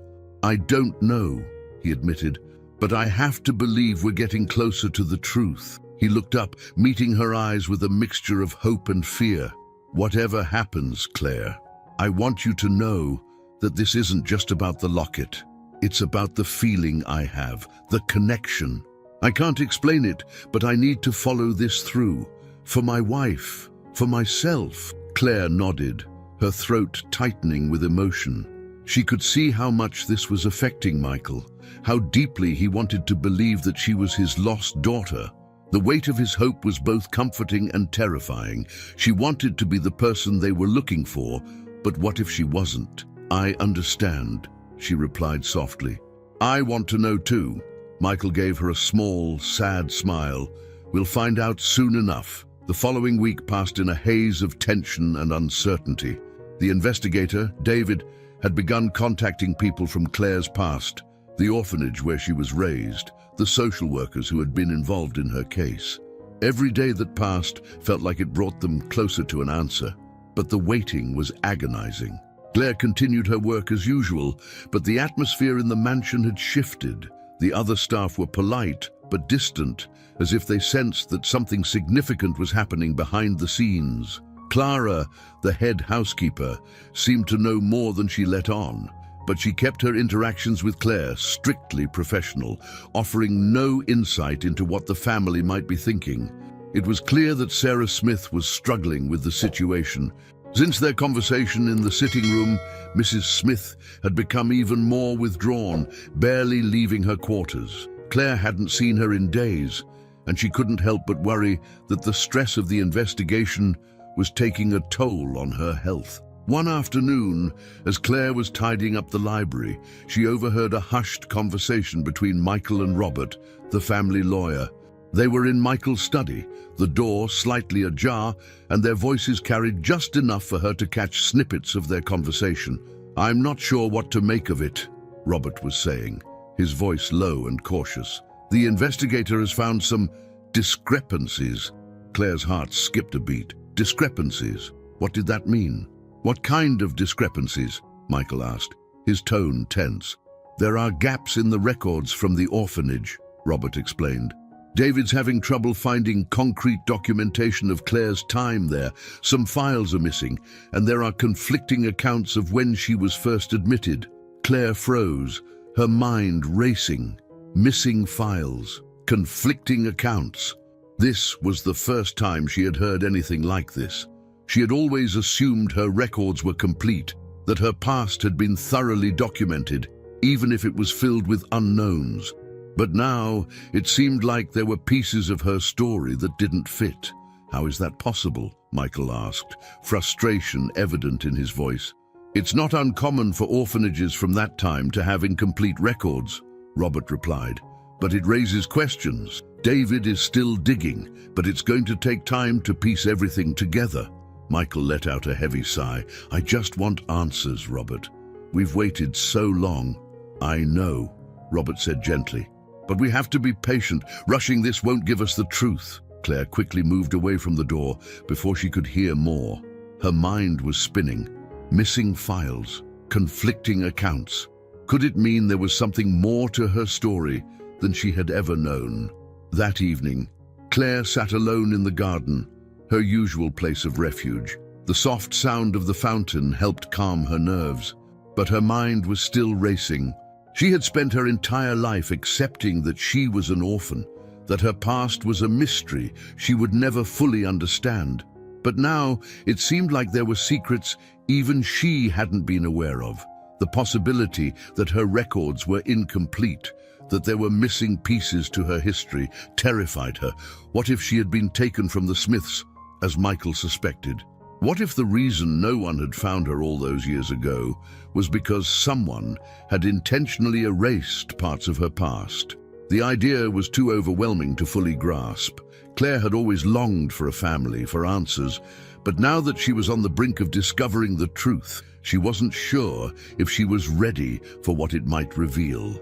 Her thoughts were interrupted by the sound of footsteps approaching. She looked up to see James standing nearby, his expression as cold and unreadable as ever. You've been spending a lot of time out here, he remarked, his tone as sharp as usual. Claire stood up, feeling a surge of defensiveness rise within her. It's the only place I can think, she replied evenly, away from everything else. James raised an eyebrow, his gaze flicking briefly to the locket around her neck. You think being out here will help you figure out who you are? Claire's jaw tightened. What does that mean? James took a step closer, his eyes narrowing. You think you belong here, don't you? That you're their long-lost daughter. Come back to save them from their misery. Claire felt her anger flare. I never said that. No, but it's clear you want it to be true, James said, his voice cold and biting.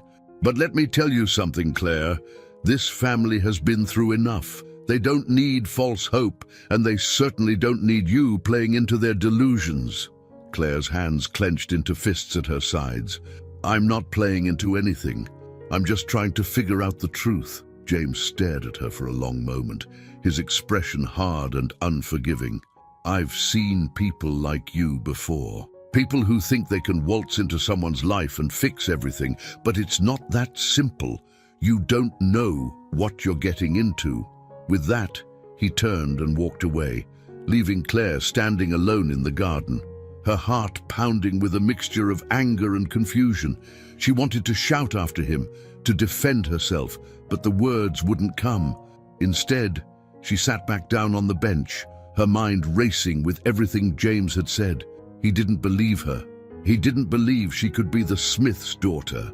And part of Claire feared he might be right. What if this was all just false hope? What if the investigation only led to more disappointment? But despite her doubts, Claire knew one thing for certain. She needed to see this through. She needed to know the truth, no matter how painful it might be. The days continued to drag on, each one feeling longer than the last. Claire could hardly focus on her work as the investigation into her past unfolded. Every task she completed was done on autopilot, washing dishes, polishing silver, dusting the endless rows of books in the Smith's Grand Library, while her thoughts remained consumed by what the private investigator might find. She felt as though she were living in limbo, caught between two worlds, the one she had always known, and this new reality that might be waiting for her, one tied to a family she had never imagined. Then, one afternoon, just as Claire was finishing up in the kitchen, Michael Smith approached her, his face tense yet determined. There was a weight to his presence, a seriousness that Claire immediately noticed.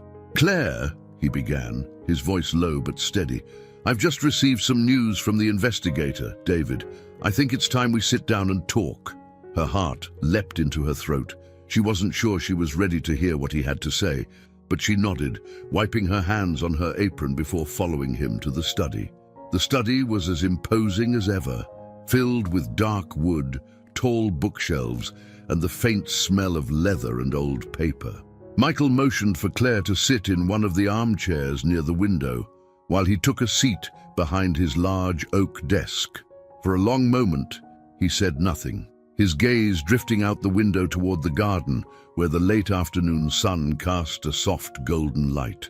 Finally, he turned his attention back to Claire, his eyes serious. David's been working around the clock to piece together your history, he began. He's spoken with the orphanage, tracked down social workers, and sifted through as many records as he could find. Claire clenched her hands in her lap, her pulse quickening. This is it. There are inconsistencies, Michael continued, his voice carefully measured. As I told you before, some of the records from the orphanage are missing, and the ones that do exist raise more questions than answers. Claire's throat went dry. What kind of questions? Michael leaned forward, his elbows resting on the desk. For one, there's no definitive record of when you were first brought to the orphanage. The earliest documents they have show you were found in a park when you were about 2 years old, but beyond that, things get murky. The records don't align with what we've been told. There's no clear chain of events leading from the day you were found to the day you were placed at the orphanage. Claire felt a chill run down her spine. She had always believed the story she'd been told, that she was a lost child with no family, no history, but now it seemed like that story might not be the whole truth. David also found something else, Michael added, his voice growing more intense. The location where you were found, it matches the park where my daughter was last seen. Claire's heart pounded. The same park. Michael nodded. It can't be a coincidence, Claire. The dates, the place, it all lines up. Claire felt a wave of emotion crash over her. Could it really be true? Could she be the Smiths' lost daughter, taken from them all those years ago and placed in an orphanage without any trace of her real identity? "I don't understand," Claire said softly, her voice shaking. "How could that happen? Why wasn't I found sooner?" "That's what we're trying to figure out," Michael said, his expression hardening. "There's still so much we don't know, but we're getting closer to the truth. David is going to keep digging, but right now, everything points to the possibility that you are our daughter." Claire's mind spun with the weight of his words. It felt impossible to comprehend. Could she really be the child they had lost all those years ago? The child they had searched for, grieved for? And if so, why had she been placed in an orphanage with no one looking for her? "Michael," she began, her voice trembling, "if I am your daughter, why didn't anyone find me before? Why was I left in that park?" Michael's jaw tightened, and he leaned back in his chair, his eyes clouded with emotion. "That's the question that haunts me, Claire. If you really are our daughter, then someone took you from us, and I need to know why." Claire stared at him, her mind racing. Someone took me from them. The thought was terrifying. She had always assumed she had simply been lost, that her parents had either abandoned her or died, but now, the idea that she had been taken, that someone had deliberately separated her from her family, was almost too much to bear. "What do we do now?" Claire asked, her voice barely above a whisper. "We wait for David to finish his investigation," Michael said, though his tone betrayed his frustration at having to wait. "But in the meantime, I want you to take a DNA test." Claire's breath caught. Of course, a DNA test would confirm, once and for all, whether or not she was truly their daughter. The science would give them the answers they needed, with no room for doubt. "I'll do it," Claire said firmly, though inside she was trembling. Michael nodded, relief washing over his features. "Thank you. We'll arrange for it as soon as possible."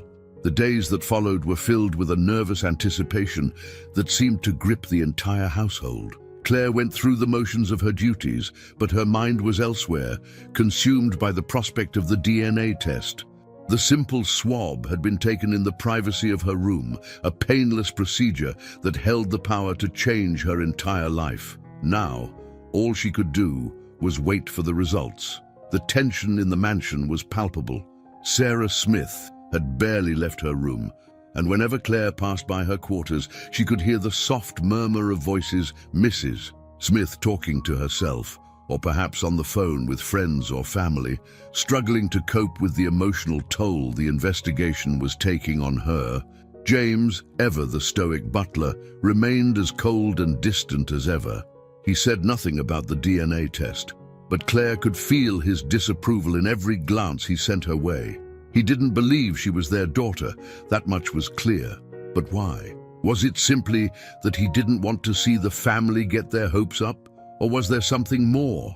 One evening, as Claire was preparing to retire for the night, she found herself once again drawn to the garden. The cool night air was a welcome relief from the suffocating tension inside the mansion, and she made her way to her usual spot near the fountain. The soft sound of the water soothed her, but her thoughts were still restless. She had never imagined her life would take such a turn. Just weeks ago, she had been a simple maid, starting a new job in a grand house, with no expectations beyond doing her work and earning her keep. Now, she stood on the edge of a revelation that could change everything. If the DNA test came back positive, she would no longer be just Claire. She would be the Smith's daughter, part of a family she had never known. But what if the test came back negative?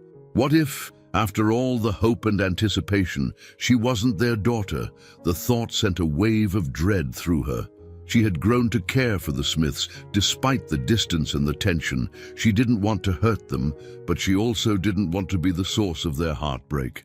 As she sat on the stone bench, staring into the rippling water of the fountain, she heard a soft voice behind her.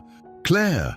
She turned to see Sarah Smith standing a few feet away, her face pale in the dim light of the garden lamps. There was something fragile about her, as if she were holding herself together by sheer will. "I couldn't sleep," Mrs. Smith said softly, her voice barely more than a whisper. "I've been thinking about everything." Claire stood, unsure of what to say. "I want you to know," Sarah continued, stepping closer, "that no matter what happens, no matter what the DNA test says, you're part of this family now. We've been through too much already, and I don't want to lose you too." Tears welled in Claire's eyes. She hadn't expected this, hadn't expected Mrs. Smith to offer her acceptance before they even knew the results. "I don't know what to say," Claire whispered, her voice thick with emotion. Sarah smiled weakly, her eyes glistening. "Just stay with us." The following days felt like a blur. Claire continued her routine, but the tension in the mansion had reached a palpable level. The DNA test had been taken, and now everyone in the household seemed to be holding their breath, waiting for the results that could change everything. Every time Claire crossed paths with Michael or Sarah, she could see the strain in their faces. Michael remained steadfast, though his anxiety was clear in the way he paced around the mansion, often disappearing into his study for hours at a time. Sarah, on the other hand, had grown more fragile. She rarely left her room, and when she did, her movements were slow, deliberate, as though every step weighed heavily on her. The emotional toll of waiting for the truth was breaking her. For Claire, the waiting was torturous. Every day felt like a countdown to an answer she wasn't sure she was ready for. She had no family, no real past. And for so long, the locket had been her only connection to an unknown world. Now, the possibility that this unknown world was about to become her reality was both exhilarating and terrifying. What if I really am their daughter? The question played over and over in her mind, each time with a different emotion attached: hope, fear, excitement, doubt. The staff, too, seemed to sense that something monumental was happening. James, always vigilant and distant, watched her with a mix of suspicion and quiet disapproval. Though he never voiced his thoughts outright, Claire could feel his distrust every time he was near her. Clara, the head housekeeper, was more discreet, offering kind words in passing but never prying into the family's affairs. It was clear that everyone was waiting, silently bracing for the outcome of the DNA test. One evening, just as the sun was beginning to set, Michael called Claire to his study. She had been dreading this moment, knowing that the results of the test could come at any time, but she wasn't prepared for how sudden it would feel. Her heart pounded as she walked down the long corridor to his office, her mind racing with possibilities. When she entered the room, Michael was standing by the window, staring out at the garden with his back to her. The air in the study was thick with tension, and Claire could feel the weight of what was about to be said. She stood near the door, her hands clasped tightly in front of her, waiting for him to speak. After what felt like an eternity, Michael turned to face her, his expression solemn. In his hand, he held an envelope. The results. "We have the answer," he said quietly, his voice filled with both anticipation and dread. Claire swallowed hard, her heart thudding in her chest. She didn't dare move, her feet rooted to the floor as her mind raced. "This is it." Michael took a deep breath, then slowly opened the envelope. He pulled out the paper inside and unfolded it, his eyes scanning the words in front of him. The silence stretched on, heavy and unbearable, until finally Michael looked up, his face unreadable. "It's positive," he said, his voice barely above a whisper. "You're our daughter." Claire's breath caught in her throat, her mind struggling to process the words. "I'm their daughter." The reality of it hit her all at once, like a wave crashing over her. She had spent her whole life not knowing where she came from, and now, in an instant, everything had changed. She didn't know whether to feel joy or fear. The emotions inside her were too tangled, too overwhelming to make sense of. She was their daughter, the child they had lost, the one they had grieved for all these years. But what did that mean for her? Who was she now? "I don't know what to say," Claire whispered, her voice trembling. I never imagined." Michael crossed the room and stood in front of her, his eyes filled with a mix of sorrow and relief. "We've waited so long for this," he said softly. "All these years we never gave up hope, and now you're here." Tears welled up in Claire's eyes, and she quickly wiped them away. "I don't even remember," she said, her voice breaking. "I don't remember being your daughter. I don't remember anything from before." "It doesn't matter," Michael said gently. "You're here now." "That's all that matters," Claire nodded, though the weight of the moment felt too heavy to fully understand. She was overwhelmed with emotion, grief for the years lost, fear of what the future held, and a deep, aching hope that maybe, just maybe, she had found the family she had always longed for. The news spread quickly through the household. By the time Claire returned to her room, everyone knew the results of the DNA test. She could feel the shift in the air, the quiet whispers among the staff, the way people looked at her with a new kind of curiosity. Even James, who had been so cold and distant, now seemed unsure of how to act around her. That night, as Claire lay in bed, staring up at the ceiling, she felt an overwhelming sense of uncertainty. She had spent her entire life thinking of herself as an orphan, with no family, no roots. Now, everything had changed. She had parents, a family, a history that had been hidden from her for so long, but it also meant stepping into a life she didn't know, a life she wasn't sure she was ready for. What would it mean to be Claire Smith, the daughter of Michael and Sarah Smith? Could she truly fill the void that had been left in their lives all those years ago? And more than that, who had taken her from them in the first place? As these thoughts swirled in her mind, Claire realized that while the DNA test had provided one answer, it had also opened the door to a whole new set of questions. The mystery of her disappearance still loomed large. Someone had taken her from the Smiths, and for what purpose? Why had she been left in a park with no trace of her identity? The locket was the only clue, but it wasn't enough. There had to be more, and there was still James. His reaction to the news had been strangely muted, and Claire couldn't shake the feeling that he knew more than he was letting on. He had been with the Smith family for years, long before she had ever arrived. Could he know something about what had happened to her? The next morning, as Claire sat quietly in the garden, Sarah Smith approached her. There was a softness in her expression, a vulnerability that Claire hadn't seen before. "I heard the news," Sarah said softly, sitting down beside Claire on the stone bench. "I can't even begin to tell you how much this means to me." "To us." Claire looked at her, unsure of how to respond. "I don't know what to feel," she admitted quietly. "It's all so overwhelming." Sarah nodded, her eyes filled with understanding. "I can only imagine. You've been through so much, and now everything is changing so quickly." There was a long pause as both women sat in silence, the sound of the fountain bubbling softly in the background. Finally, Sarah reached out and gently took Claire's hand. "You're part of this family, Claire," she said, her voice filled with emotion. "I know it's hard to accept, and I know you don't have any memories of us, but that doesn't change the fact that we're your parents. We love you." Tears welled up in Claire's eyes once again, and she squeezed Sarah's hand. "Thank you," she whispered, her voice thick with emotion. "I want to be part of this family. I really do, but I'm still so confused. There's so much I don't know." Sarah nodded, her expression serious. "I know. There are still so many unanswered questions about what happened to you, how you were taken from us, but we'll figure it out together." Claire looked at her, her heart filled with both hope and uncertainty.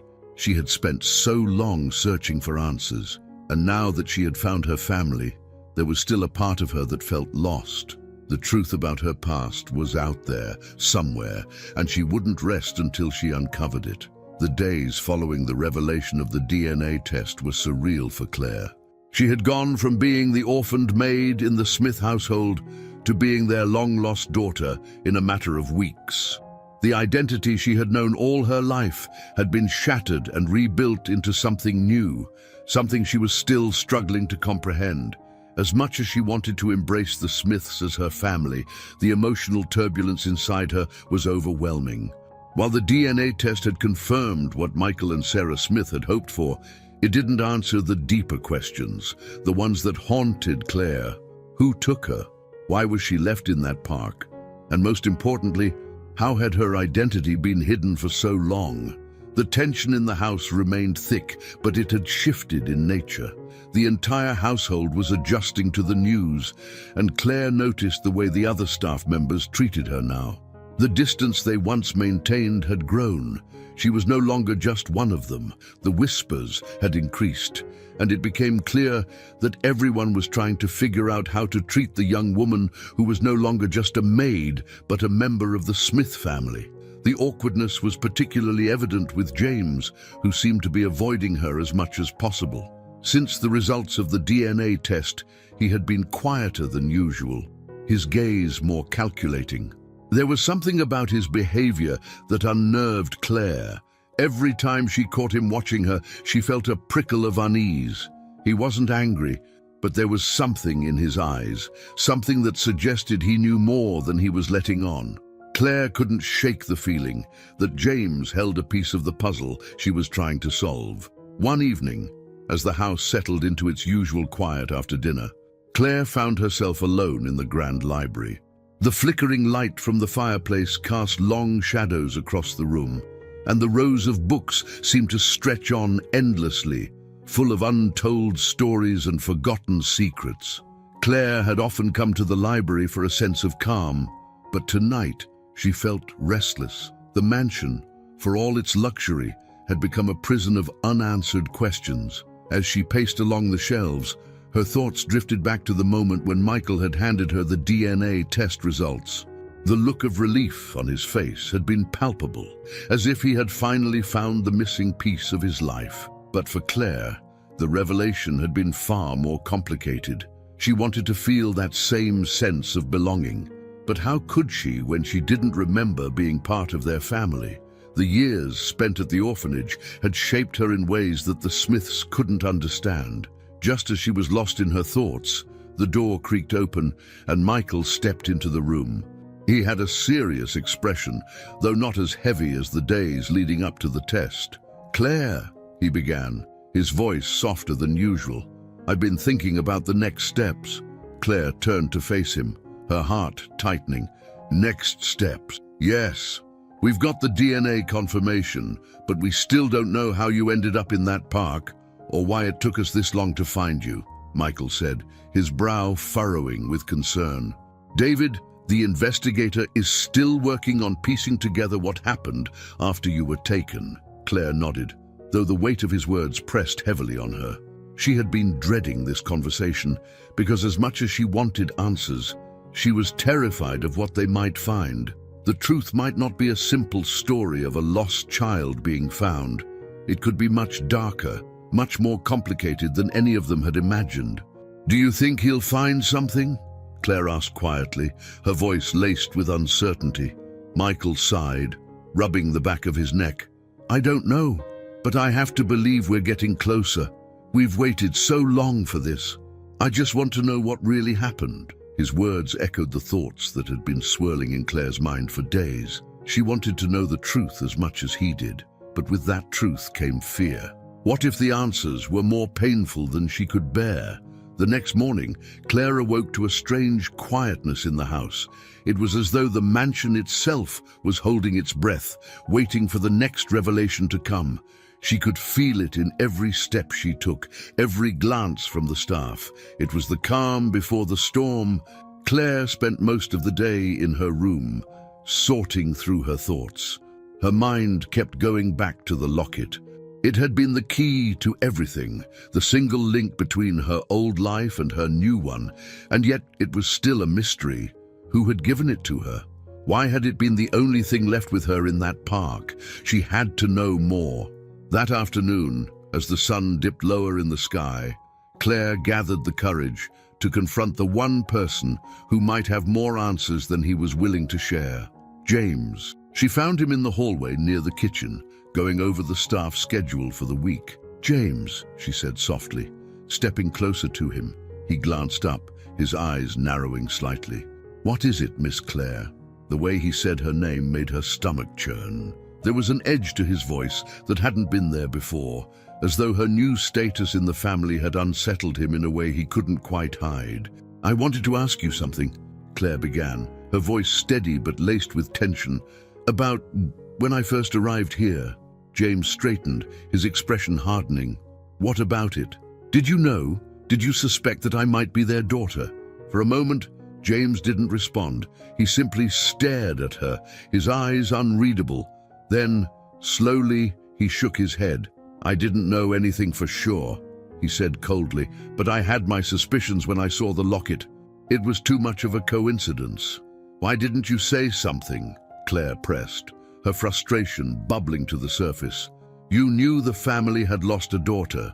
You knew what that locket meant to them." James's gaze darkened, and for the first time, Claire saw a flicker of something in his eyes. Regret, maybe, or perhaps it was guilt. "I didn't think it was my place," he said sharply. "It's not my job to interfere with the family's affairs." Claire took a deep breath, trying to steady herself. "But you've been with them for years. You must have known something was wrong." James's jaw tightened. "I didn't know anything concrete, and I wasn't going to fill their heads with false hope." Claire stared at him, her heart racing. His words were clipped, but there was something behind them, something he wasn't saying. "Is there more you're not telling me?" she asked quietly, her voice barely above a whisper. James's eyes flickered with something she couldn't quite place. Fear, perhaps. But before he could respond, the sound of footsteps echoed down the hallway, and they both turned to see David, the private investigator, approaching them. "Claire!" David called out, his expression grim. "I've found something. You'll want to hear this." The weight of David's words hung in the air as he led Claire and Michael into the study. The tension was palpable, and Claire could feel her heart pounding in her chest as they sat down around the large oak desk. David spread out a series of papers in front of them, his face serious. "I've been digging deeper into the records," David began, his voice steady but laced with gravity. "And I've uncovered some troubling information." Claire held her breath as David continued. "There were inconsistencies in the orphanage's paperwork, as I mentioned before. But it's more than just missing files. There's evidence that someone deliberately altered the records." Michael frowned, leaning forward. "Altered how?" David met his gaze. "It seems that shortly after Claire was found in the park, someone tampered with her identity. Her name, her date of birth, everything was changed. It's as if someone didn't want her to be traced back to her real family." Claire felt a cold chill run down her spine. But who would do that? Why? David's expression darkened. "That's what we're trying to figure out. But whoever did this went to great lengths to ensure she couldn't be found." Michael's face tightened with anger, and Claire could see the pain in his eyes. He had spent years searching for his daughter, and now it seemed that someone had intentionally kept them apart. "I'll keep digging," David said firmly. "We're not done yet." Claire nodded, though her mind was reeling. The truth was closer than ever, but it was more complicated and more terrifying than she had imagined. The revelations from David, the investigator, had shaken the foundation of everything Claire thought she knew. The idea that someone had tampered with her identity was terrifying. It was no longer just a story of a lost child found in a park. It was much darker than that. Someone had intentionally hidden her, altered her name, her birth date, and every detail that could have led her back to her real family. Why? That question haunted her more than anything. The tension in the Smith mansion was heavier than ever. Claire could feel it with every glance from Michael and every worried look from Sarah. The mystery was no longer just about finding her family. It was about discovering who had wanted to keep her hidden and why they went to such lengths. Michael had grown quieter since David's revelation. He spent long hours in his study, going over the investigator's findings and trying to piece together the fragmented clues. Claire had seen him pacing late at night, his face lined with worry. Sarah, on the other hand, had become more emotionally fragile.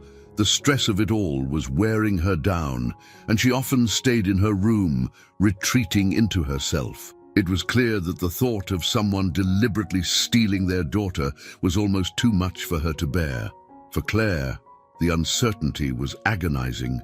She had only just begun to accept the idea of being part of this family, and now, with the possibility of foul play, it felt like the ground was shifting beneath her feet again. She had never known who she really was, and now, the few answers she had were being overshadowed by darker questions. One evening, after a particularly tense dinner, Claire found herself once again drawn to the quiet of the garden.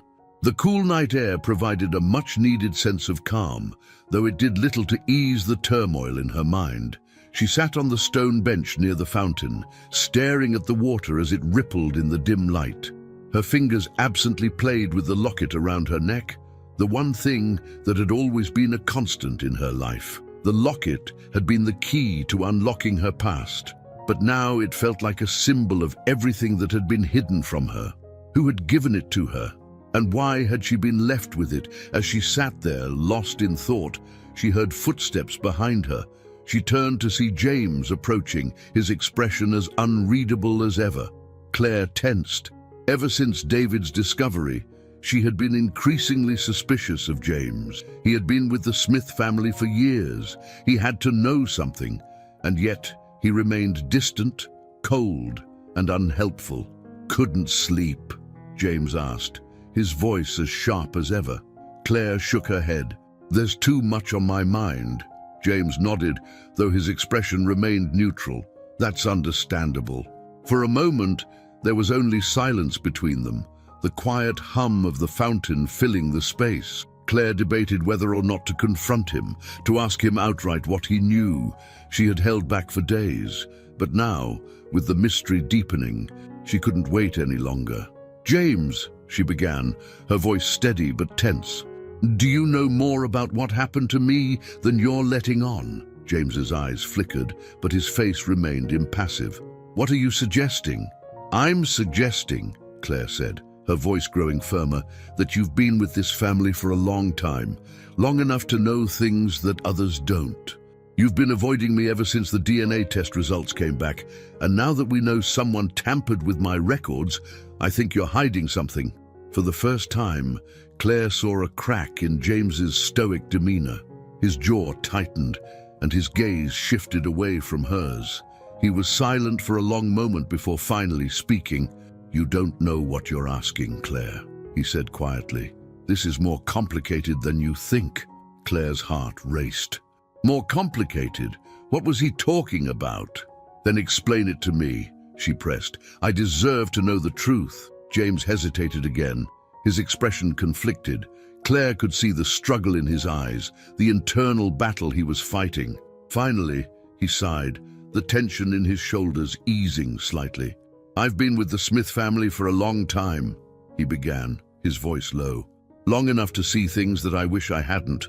When you went missing, it nearly destroyed them. They searched for you everywhere, hired the best detectives, but no one could find you. After a while, they had to accept that you were gone." Claire swallowed hard, her throat tightening with emotion.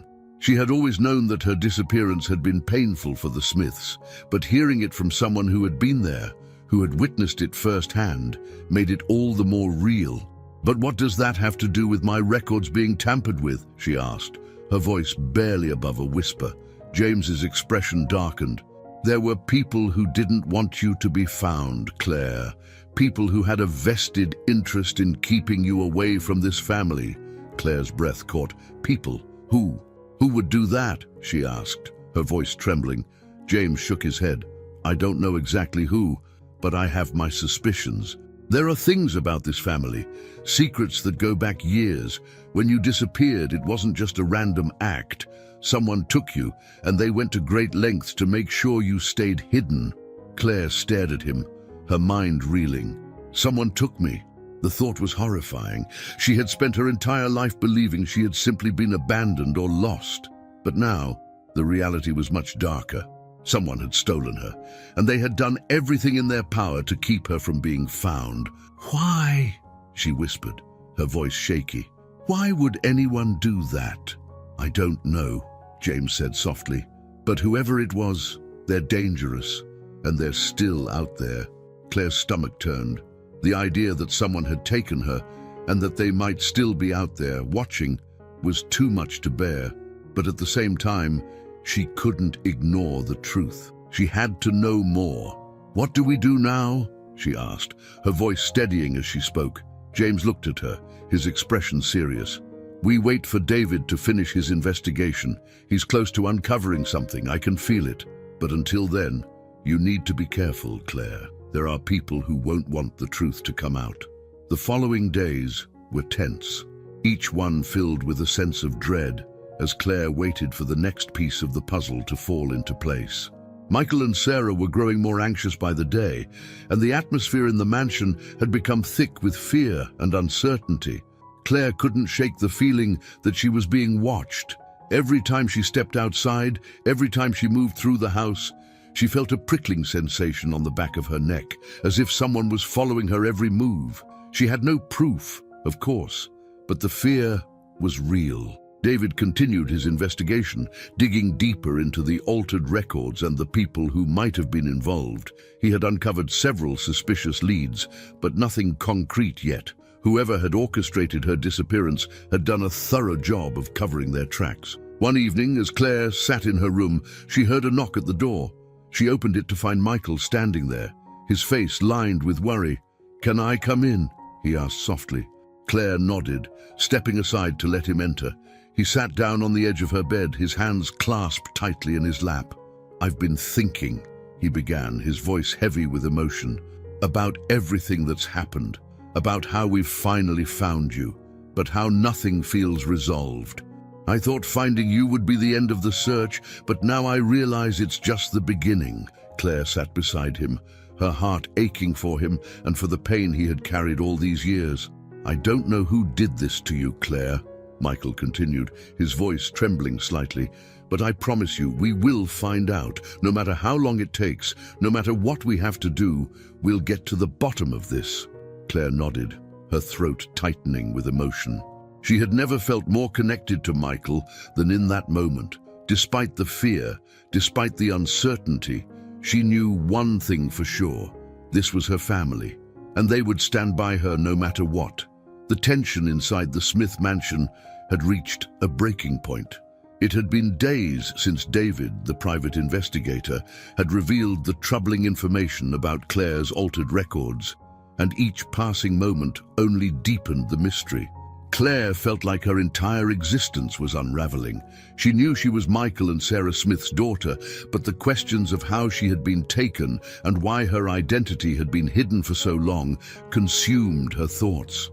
Michael had doubled his efforts to push David for answers, but progress was slow. The investigator had been following every lead, reaching out to contacts, digging through old files, and trying to uncover the truth. The revelation that someone had altered Claire's identity was shocking enough, but now it seemed like the person responsible had gone to great lengths to ensure she would never be found. One evening, as the sun began to set, casting long shadows across the mansion's vast gardens, Michael gathered the family in the study. His face was tense, his expression betraying the toll this search was taking on him. Claire, seated beside Sarah, could feel the weight of what was about to be said. "David has found something new," Michael began, his voice thick with emotion. He hesitated, glancing at Sarah, who nodded for him to continue. "It's not conclusive yet, but it's important. He's discovered a connection, someone who might have been involved in your disappearance, Claire." Claire's heart skipped a beat. She sat up straighter, her pulse quickening. "A connection? Who is it?" she asked, her voice trembling. Michael sighed, rubbing his forehead. "David traced some of the missing records to a former employee of the orphanage where you were placed, a woman named Margaret Wills. She worked there during the time you were brought in." Claire frowned, the name unfamiliar to her. "Who is she?" "She left the orphanage shortly after you were admitted," Michael explained. "But according to some of the records David uncovered, she had a hand in processing the paperwork for new arrivals. The timeline matches, and there's evidence that she might have altered some of the files." Claire's stomach twisted. "Why would she do that?" "That's what we're trying to find out," Michael said, his voice grim. David is tracking her down now. She left the city years ago, but we're close to finding her. Sarah reached out, taking Claire's hand. We're going to get to the bottom of this, she said softly, her eyes filled with determination. Claire nodded, though her mind was racing. Margaret Wills. The name meant nothing to her, but it was clear this woman held a key piece of the puzzle. If she had tampered with Claire's records, she might know why she was taken from the Smiths and who was behind it. Over the next few days, Claire tried to focus on her daily routine, but her mind was consumed by the looming confrontation with Margaret. She could sense the tension in the household growing, especially around James. The butler had grown even more distant since the news about Margaret had come to light. He moved quietly through the mansion, avoiding Claire's gaze and keeping to himself more than usual. One afternoon, as Claire was tidying the sitting room, she found herself alone with James. The silence between them was heavy, and Claire couldn't shake the feeling that he knew more than he was letting on. Ever since the investigation had begun, James had been acting strangely, and his reluctance to engage with her was becoming more pronounced. Taking a deep breath, Claire decided she couldn't keep avoiding the question that had been gnawing at her for days. She turned to face him, her hands trembling slightly. "James," she began, her voice steady, despite the nervousness she felt. "I need to ask you something." James paused in his work, his expression tightening. "What is it?" Claire swallowed hard. "Do you know anything about Margaret Wills, the woman who worked at the orphanage when I was brought in?" For a moment, James didn't answer. His face remained impassive, but Claire saw the flicker of recognition in his eyes. He knew the name. He knew something. "I don't see how that's relevant to me," James said finally. His tone clipped. "It's relevant because we're close to finding out what happened to me," Claire said, her voice firm. "And I think you know more than you're telling me." James's jaw tightened, and for a brief moment, Claire thought he might walk away without answering. But then, to her surprise, he sighed, his shoulders slumping slightly. "There are things you don't understand, Claire," he said quietly, his voice lower now. "Things that happened years ago, things that are complicated." Claire's heart raced. "Then explain them to me. I deserve to know the truth." James hesitated, his eyes darting to the door as if he were afraid someone might overhear. Finally, he stepped closer, lowering his voice even more. "Margaret Wills, she wasn't just a worker at the orphanage," James said. "She had connections, powerful connections, people who could make things disappear, people who didn't want you to be found." Claire's blood ran cold. "Why? Why didn't they want me to be found?" James shook his head. "I don't know the full story. All I know is that when you went missing, things got complicated. There were people who stood to gain from you being gone, from keeping you out of your parents' lives." Claire's mind reeled. People who stood to gain. What could that mean? Who would benefit from her being taken away from her family? "Who?" she asked, her voice shaking. "Who would want me gone?" "I can't say for sure," James said, his tone grim. "But Margaret had ties to some very dangerous people, people who had interests in the Smith family's business dealings. It's possible that your disappearance was part of a much larger plan." Claire's heart pounded in her chest. The idea that her kidnapping could have been orchestrated for financial or political gain was horrifying. She had always thought of herself as an ordinary girl with no real importance. But now it seemed that her life had been entangled in something far more sinister. Before she could press James further, there was a knock at the door. They both turned to see Michael standing in the doorway, his face pale but determined. "David's found Margaret Wills," he said, his voice tense. "She's agreed to meet with us." The drive to Margaret Wills's house was tense and silent. Claire sat in the back seat of the car with Michael and David, her heart racing as they sped through the city streets. The investigator had tracked Margaret to a small, run-down house in a quiet neighborhood on the outskirts of town. It wasn't the kind of place Claire had imagined someone with powerful connections would live. But then again, nothing about this situation had been what she expected. When they arrived, The air was thick with anticipation. Claire could feel her pulse in her throat as they approached the house. David knocked on the door, and after a long, agonizing pause, it creaked open. A woman in her late 60s stood in the doorway, her face lined with age and worry. Her eyes, once sharp, were now clouded with something that looked like regret. "Margaret Wills?" David asked, his voice firm but respectful. The woman nodded slowly, her gaze flicking nervously between them. "You're here about the girl," she said quietly, her voice raspy with age. Claire's breath caught in her throat. "The girl, me. We're here for answers," Michael said, stepping forward, his voice trembling with barely contained emotion. "We need to know what happened to our daughter."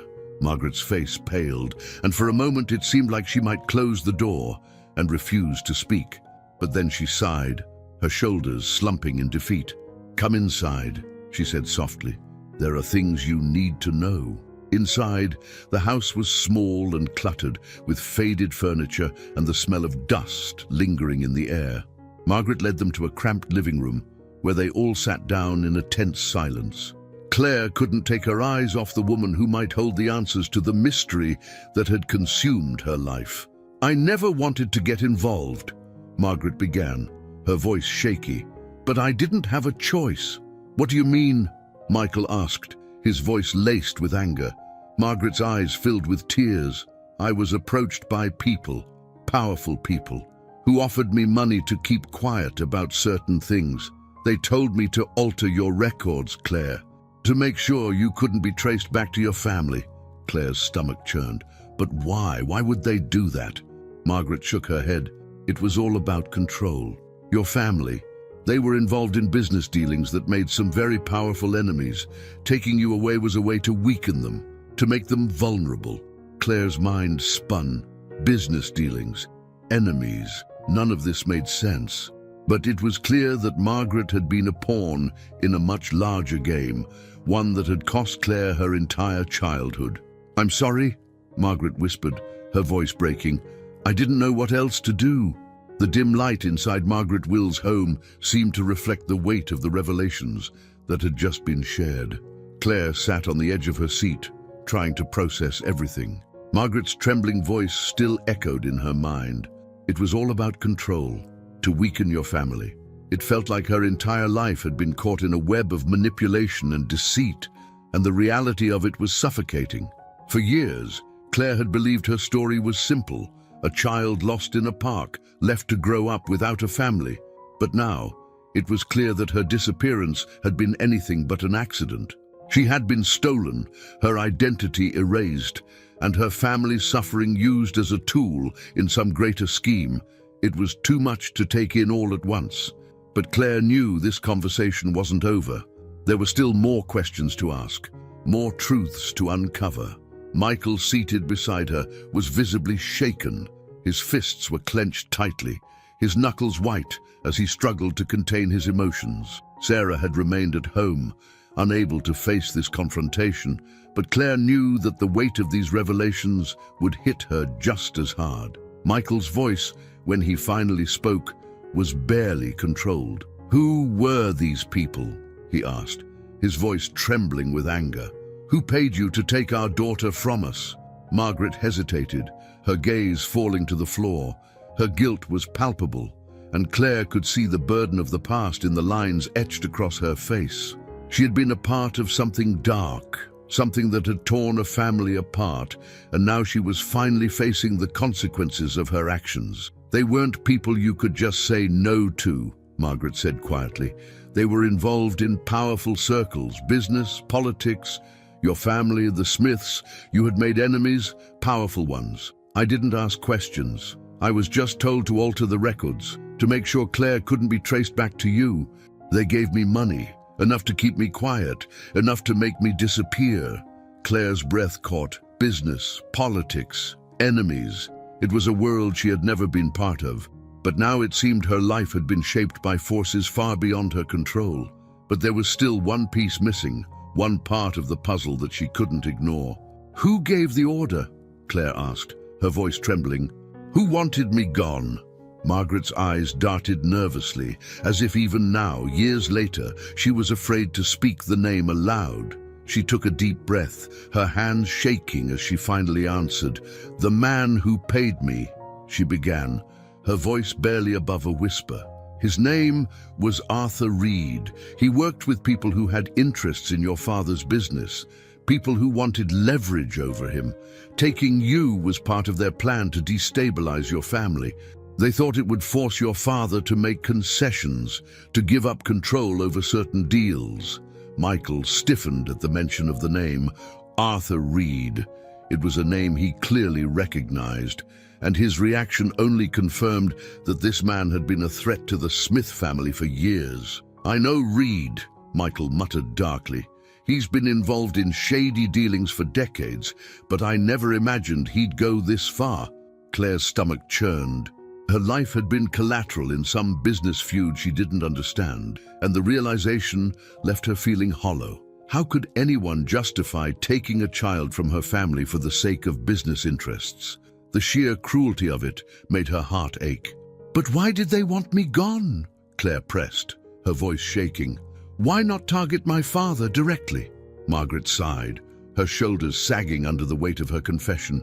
"Reed believed that taking you would break your family, that it would make your father desperate, that he would do anything to get you back. And in a way, he was right. Your parents searched for years, and when they couldn't find you, it weakened them. Reed got what he wanted, a weakened Smith family that was easier to control." Tears welled up in Claire's eyes, and she felt a lump form in her throat. She had been used as a pawn in someone else's game, and her family had paid the price. She thought of her parents, of all the years they had spent grieving, searching, never giving up hope. And now, after all this time, the truth was finally coming to light. Michael's face was flushed with anger. "Reed will answer for this," he said through gritted teeth. "I'll make sure of it." David, the private investigator, who had been quietly taking in everything, finally spoke up. "I've been following Reed's trail since his name came up during the investigation. He's still involved in some questionable business dealings, but he's kept a low profile in recent years. If we dig deeper, we might be able to connect him to what happened to Claire." Michael nodded, his expression hardening. "Do whatever it takes.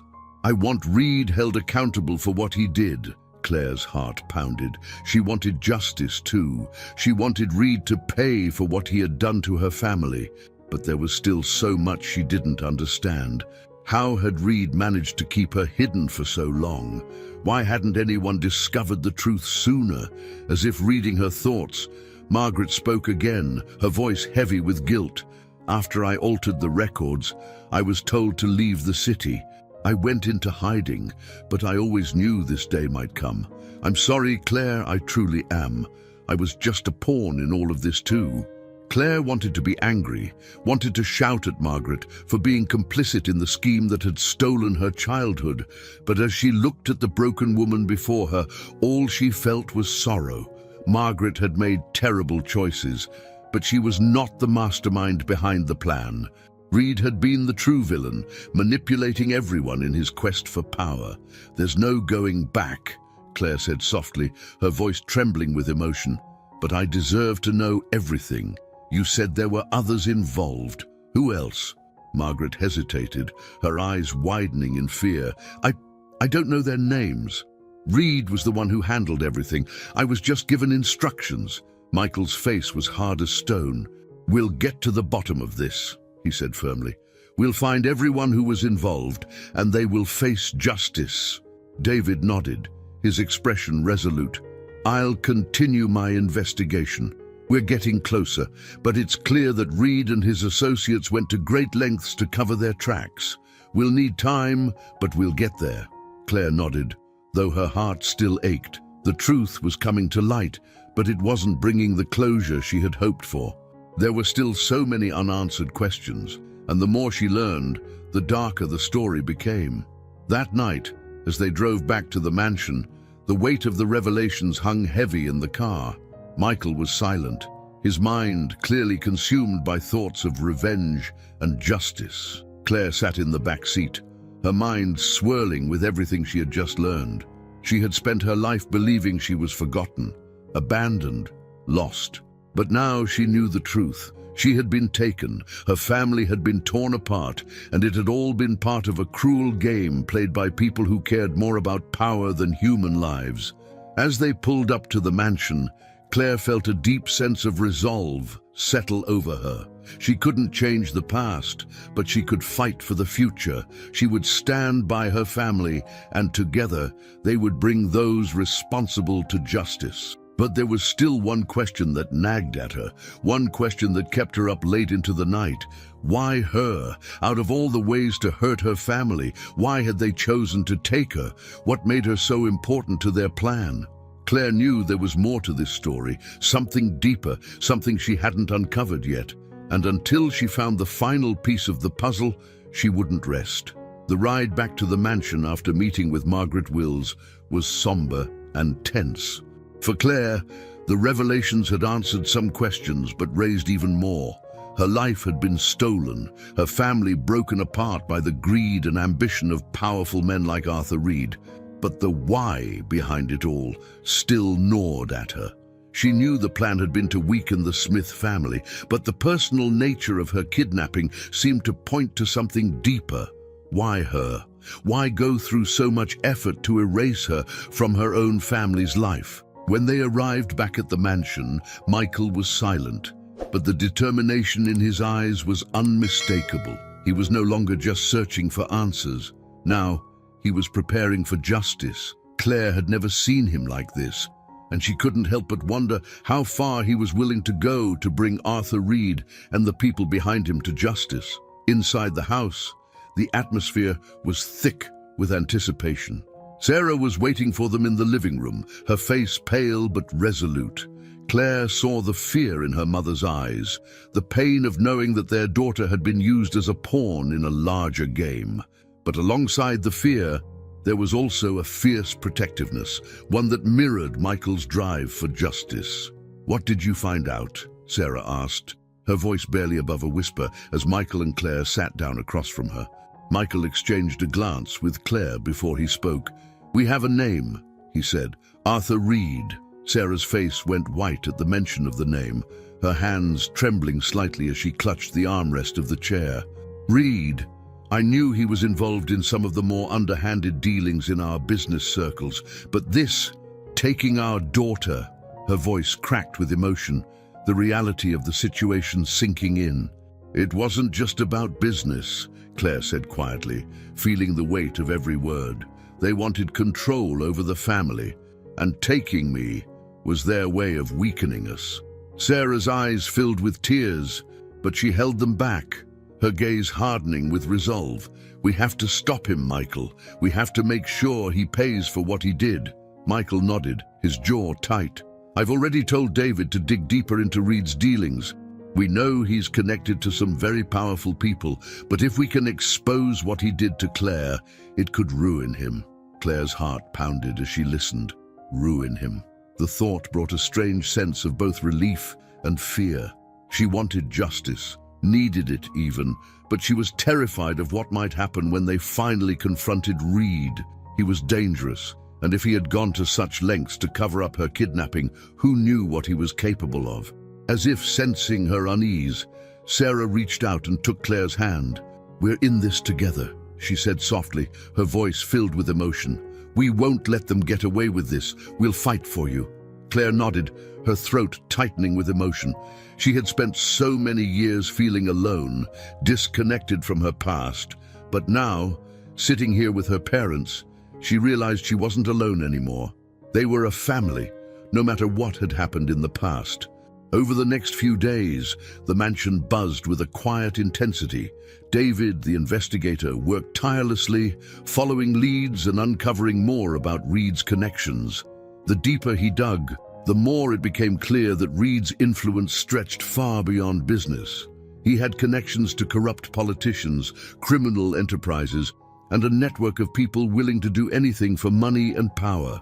It was no wonder he had been able to orchestrate Claire's disappearance so successfully, but despite Reed's power, David was determined to bring him down. We have enough to confront him, David told Michael one evening after a long day of investigating. I've tracked some of the payments he made to Margaret Wills, and I've found evidence that ties him directly to the altered records at the orphanage. It's not enough for an arrest yet, but it's enough to force his hand. Michael nodded, his expression hardening. Then it's time we confronted him. Claire's stomach churned at the thought of facing Reed. She had never met the man, but his presence had loomed over her entire life without her even knowing it. Now, the idea of standing face to face with the person who had stolen her from her family sent a wave of fear through her. But alongside the fear was a fierce determination. She wanted to see him brought to justice, not just for herself, but for her family. I want to be there, Claire said, her voice steady. Michael looked at her, his expression softening for a moment. Claire, you don't have to do this. I can handle it. But Claire shook her head. No, I need to be there. I need to face him. Michael hesitated, but he saw the resolve in his daughter's eyes and finally nodded. All right, but we'll be careful. Reed is dangerous. The next morning, Michael, Claire, and David prepared to confront Arthur Reed. David had arranged a meeting with Reed under the guise of discussing business, but they planned to reveal what they knew about Claire's kidnapping during the meeting. It was a risky plan, but it was the best chance they had of catching Reed off guard. The drive to Reed's office felt surreal. Claire sat in the back seat, her heart pounding with every mile. She had never imagined herself in this situation, about to confront the man who had orchestrated the disappearance that had defined her entire life. She wasn't sure what to expect, but she knew she had to be strong. When they arrived, the tension in the air was palpable. Reed's office was in a sleek, modern building in the heart of the city, far from the shadowy world in which he conducted his more questionable dealings. The lobby was pristine, the kind of place where high-powered deals were made. But Claire couldn't shake the feeling that beneath the polished surface there was something rotten. David led the way, and they were soon ushered into Reed's private office. The man himself was seated behind a large desk, his sharp suit and calm demeanor betraying nothing of the darkness that lay beneath his exterior. His eyes flicked to Michael and Claire as they entered, but he showed no sign of recognition. Michael, Reed said smoothly, standing to greet him. I wasn't expecting you to bring company. Michael's expression remained hard as he introduced Claire. This is my daughter, Claire. The daughter you had kidnapped. For a brief moment, Reed's mask slipped, a flicker of surprise crossing his face, but it was gone as quickly as it had appeared, replaced by the cold, calculating expression of a man who was used to controlling every situation. I don't know what you're talking about, Reed said calmly, though his eyes flicked nervously to David. This sounds like a baseless accusation. David stepped forward, placing a folder of documents on Reed's desk. We've got proof, Reed. Payments to Margaret Wills, altered records at the orphanage, all of it tied back to you. You can deny it all you want, but we're not leaving until you face the truth. Reed's jaw clenched as he opened the folder, scanning the documents inside. Claire watched him closely, her heart racing. She could see the cracks in his calm facade, the tension in his shoulders as he realized the evidence against him was real. For a long moment, there was silence. Then slowly, Reed closed the folder and looked up at them, his expression hard. What do you want? He asked, his voice low. Michael stepped forward, his eyes blazing with anger. I want you to admit what you did. I want you to tell my daughter why you took her from us. Reed's lips curled into a cold smile. You think this was personal, Michael? It wasn't. It was business. You and your family were in the way, and I did what I had to do to gain the upper hand. Claire's stomach churned. Hearing him speak so casually about the crime that had torn her life apart made her feel sick, but she wasn't going to let him intimidate her. She stepped forward, her voice steady as she spoke. You stole my life, she said quietly. You took me from my family and tried to erase me, but you failed. I'm here now, and I'm not going to let you get away with it. Reed's eyes flicked to her, a flash of something like amusement crossing his face.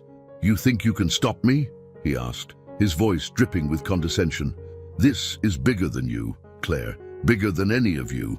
Michael stepped forward, his voice cold and dangerous. We'll see about that. Arthur Reed's cold, smug expression burned in Claire's mind as she stood in his pristine office. The audacity with which he dismissed her kidnapping as just business twisted her stomach into knots. She had spent her entire life lost, stolen from her family, while this man casually played with lives like they were pieces in a game. But this was no game to Claire. As she stood there, looking into the eyes of the man responsible for her stolen childhood, she felt a surge of emotion, fear, anger, and determination mixed within her. She knew she couldn't let him continue to manipulate the situation. Reed's arrogance showed no sign of remorse, but Claire was no longer the lost girl she had been. She was a woman standing with her family, and she was ready to fight for the truth. Reed leaned back in his chair, his fingers tapping rhythmically against the wooden desk. His casual demeanor grated against the tension in the room. "You've got some nerve coming here with these accusations," he said, his voice calm but with a sharp edge. "Whatever you think you've uncovered, it won't change anything. Power like mine doesn't just disappear because of a few accusations." Michael, standing firm beside Claire, clenched his fists, his rage barely contained. "This isn't just about business anymore, Reed. This is personal. You destroyed our family, and now you're going to answer for it." Reed's smirk deepened, his confidence palpable. "You think you can touch me, Michael? You're not the man you once were. The Smith name doesn't carry the same weight it used to." David, the private investigator, stepped forward, his voice steady, but filled with authority. "We have more than just accusations. We have evidence. Documents tying you to Claire's kidnapping, payments to Margaret Wills, falsified records at the orphanage. You can either admit your role in this now, or we'll take this to the authorities and let them deal with you." Reed's face hardened for the first time since they arrived. His eyes flicked toward the documents David had laid out on his desk, and for a moment, his confidence wavered. But then, just as quickly, he masked his uncertainty with a dismissive chuckle. "You think the authorities will listen to you? People like me? We're untouchable." Claire's voice cut through the tension, calm, but filled with resolve. "You're wrong. No one is untouchable, Reed. Not anymore." The room fell into a tense silence as Reed's eyes narrowed on her. For the first time, Claire saw a flicker of something that looked like uncertainty cross his face. He knew he was in trouble, but he wasn't willing to back down just yet. "What do you want?" Reed asked finally, his voice low, almost dangerous. Michael stepped forward, his voice filled with the weight of a father's anger. "I want you to admit what you did to my daughter. I want you to confess to everything, how you orchestrated her kidnapping, how you tried to erase her from our lives. And I want you to make sure everyone involved in this pays for what they did." Reed leaned back in his chair, a sneer creeping across his lips. "And if I don't, you think you can take me down?" Claire's heart pounded in her chest. The tension in the room was thick, and she could feel the weight of the moment pressing down on her. This confrontation was more than just a battle for justice, it was a reckoning. Everything she had lost, everything her family had suffered, was now hanging in the balance. David took a step forward, his expression cold. "We have enough to start legal proceedings, Reed. You can either cooperate now, or we'll make sure this story goes public. You'll lose everything, your reputation, your business, your power. It won't take long for people to turn on you once they see what you've done." Reed's face twisted with anger, and for a moment it looked like he might lash out. But then he stopped, his eyes narrowing as he considered his options. He knew David was right. The evidence against him was damning, and if it became public, it would destroy everything he had built. There was a long, tense pause before Reed finally spoke, his voice low and venomous. "Fine. You want the truth? Here it is." Claire's breath caught as she watched him, her heart pounding in her chest. This was the moment she had been waiting for, the moment when Reed would finally admit to what he had done. "I orchestrated the kidnapping," Reed said, his eyes cold. I paid Margaret Wills to alter the records, to ensure Claire couldn't be traced back to your family. It was all part of a larger plan to gain leverage over you, Michael. The Smith family had too much power, too much influence. Taking your daughter was the easiest way to destabilize you, to force you into making concessions. Michael's fists tightened at his sides, his rage barely contained. And you ruined our lives in the process. Reed shrugged, his expression indifferent. It was just business. I did what I had to do to survive. Claire felt a wave of nausea wash over her. Just business. Those two words echoed in her mind, a sickening reminder of how little her life had meant to this man. She had been nothing more than a pawn in his game, a tool to be used and discarded. David spoke again, his voice sharp. Now that we have your confession, Reed, I suggest you start thinking about how you're going to make this right. We'll be taking this to the authorities. But Reed wasn't done yet. His eyes gleamed with something sinister as he leaned forward, locking his gaze on Claire. You think this ends here? You think taking me down will solve everything? You have no idea how deep this goes. There are others involved, people far more powerful than me. You're playing with fire, Claire. Claire's pulse quickened, a cold sense of dread creeping up her spine. Reed's words sent a chill through the room, and she could feel the weight of his threat hanging in the air. Whoever else was involved in this, they weren't going to go down without a fight. But Claire wasn't afraid. Not anymore.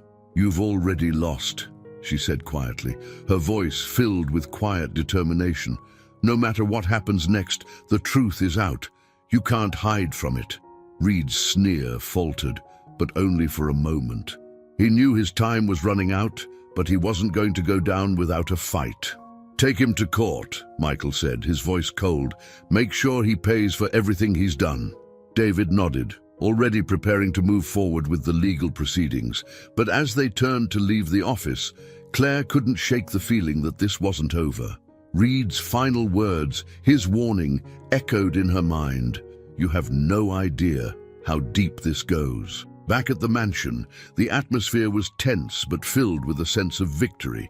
Michael, Sarah, and Claire gathered in the living room, the weight of what had just happened settling over them.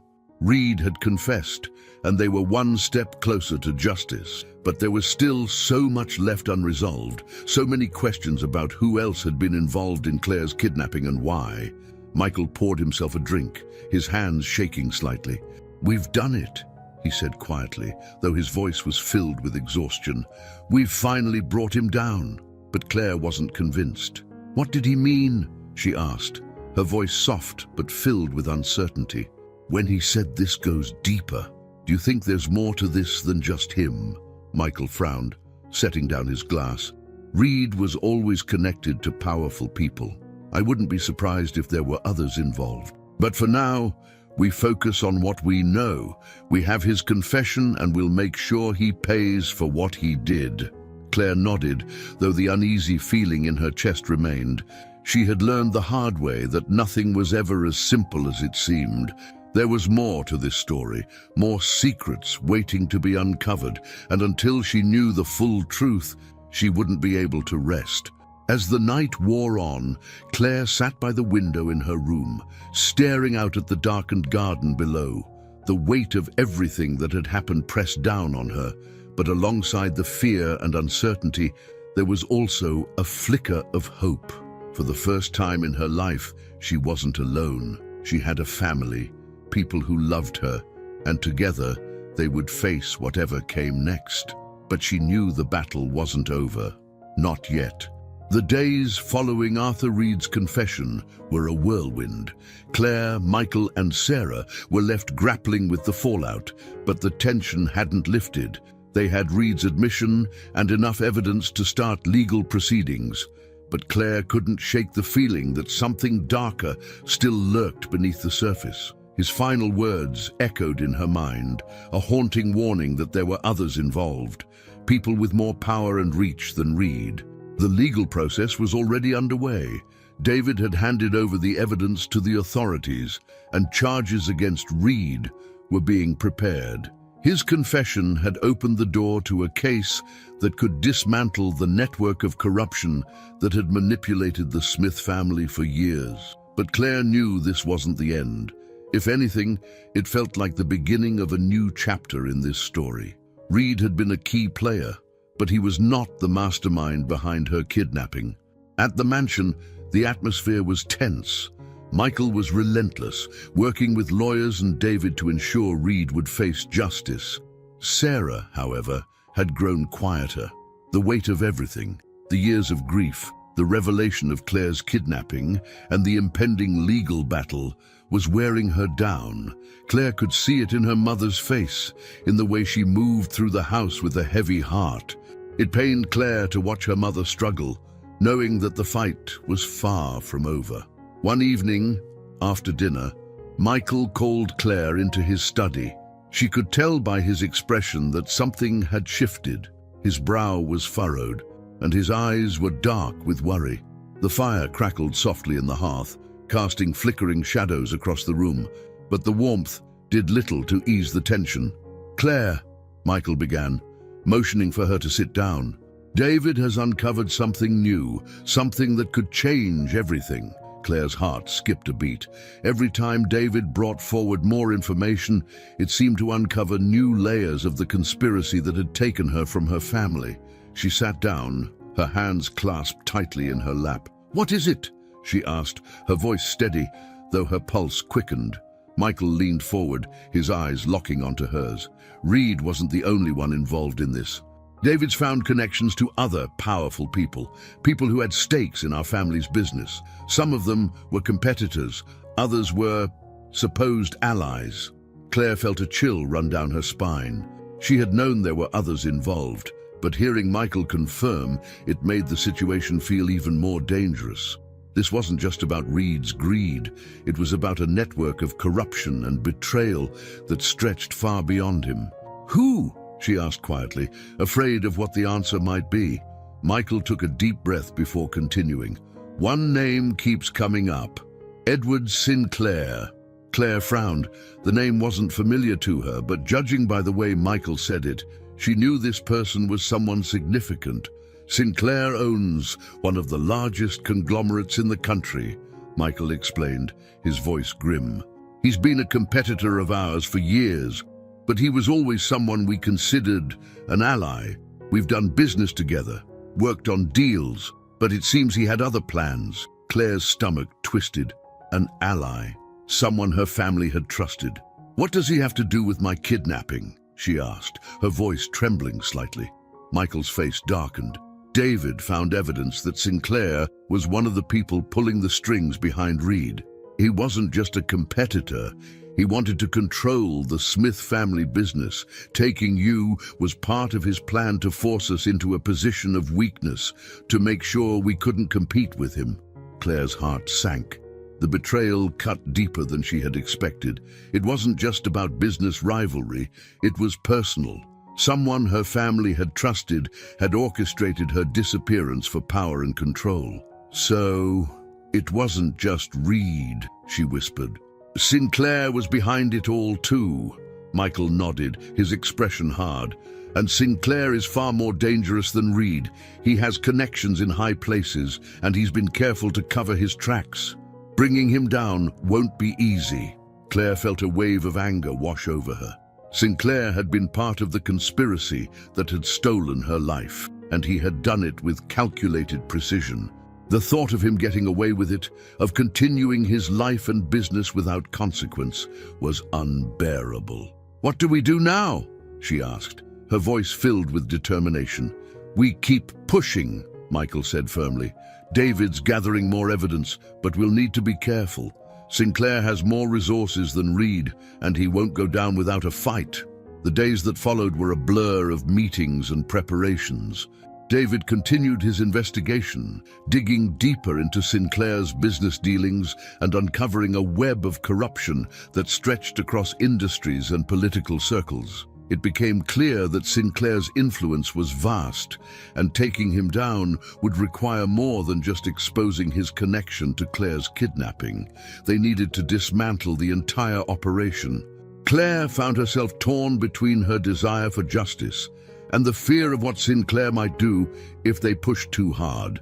Reed had been dangerous, but Sinclair was far more powerful, and his reach extended into places that were difficult to trace.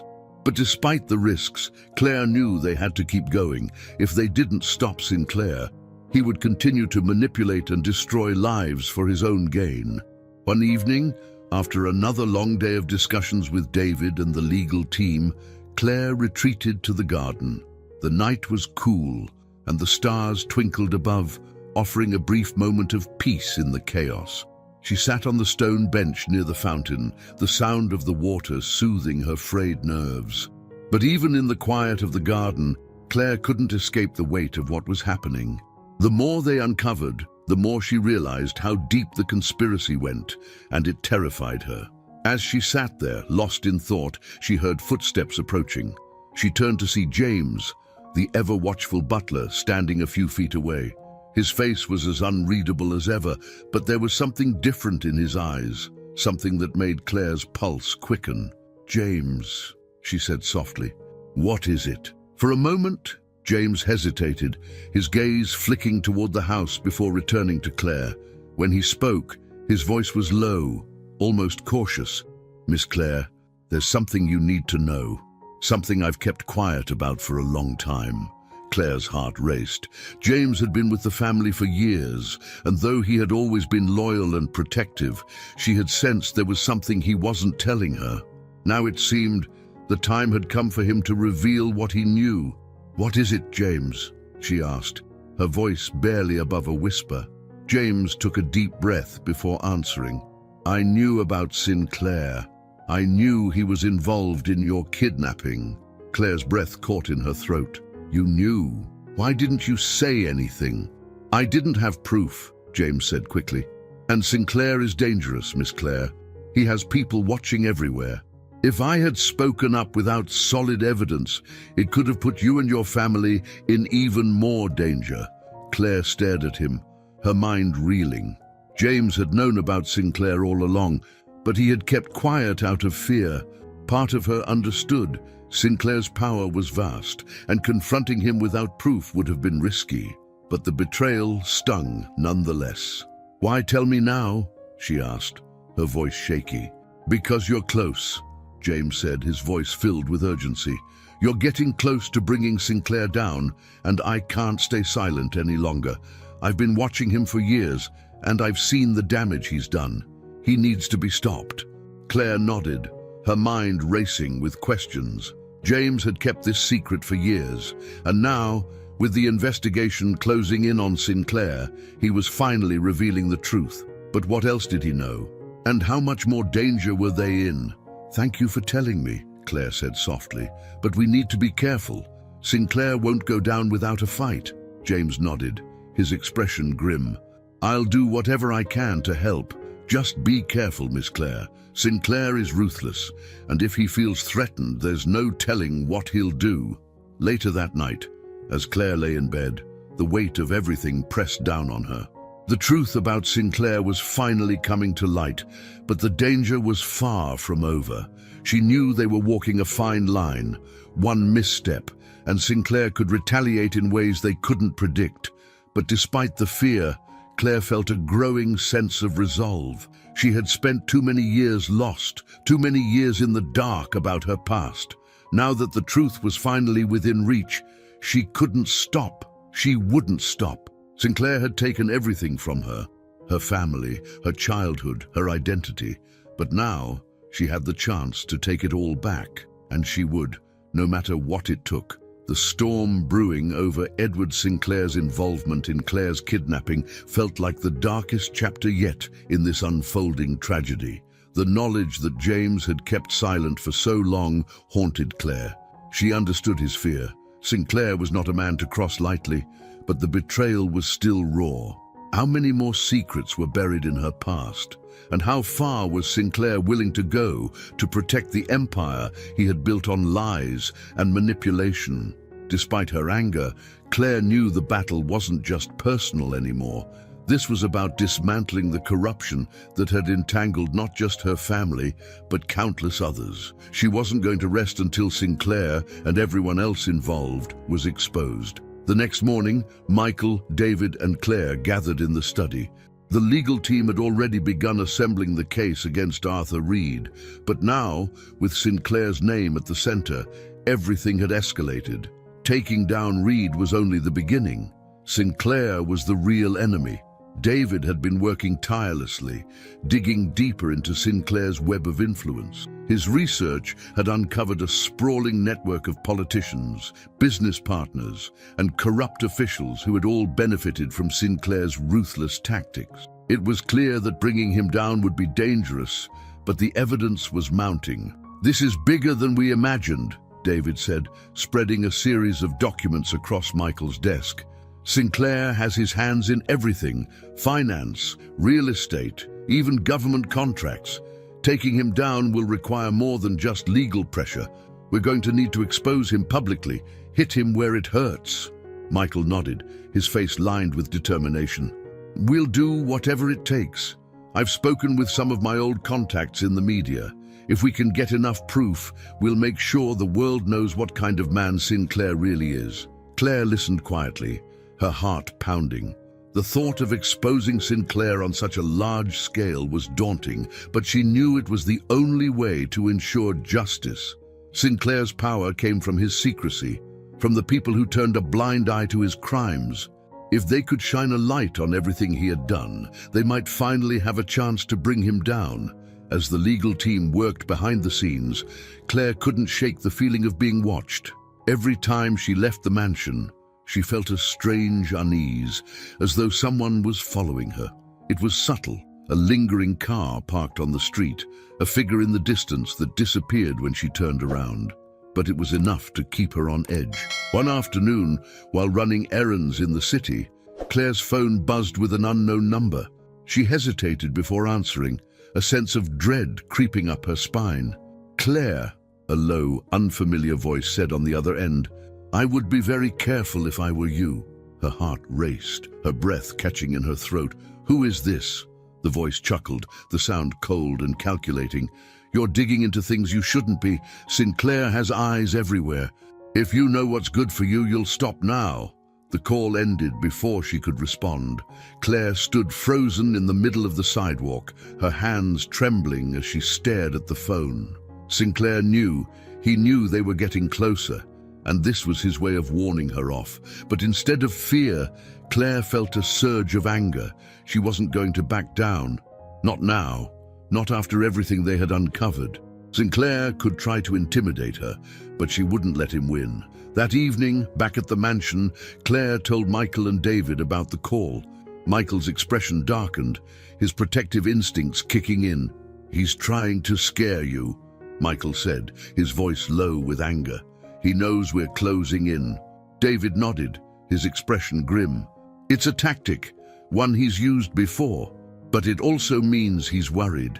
He wouldn't bother trying to intimidate you if he wasn't feeling the pressure." Claire felt a mixture of fear and determination. The stakes had never been higher, but if Sinclair was feeling threatened, that meant they were on the right track. "What do we do now?" Claire asked, her voice steady. "We keep going," David said firmly. "I found a connection between Sinclair and some of the payments Reed made to Margaret Wills. It's enough to prove that Sinclair was pulling the strings, but we'll need more if we're going to expose him on a larger scale."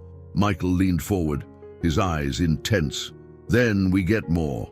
I'll call my contacts in the media. Once we have the full picture, we'll make sure Sinclair's name is everywhere. He won't be able to hide." Claire nodded, though a sense of dread lingered. Sinclair wasn't going to go down without a fight, and she knew they were heading into dangerous territory. But there was no turning back now. As the days passed, the investigation into Sinclair intensified. David worked tirelessly, following every lead, uncovering more connections between Sinclair's business empire and the criminal network that had been responsible for Claire's kidnapping.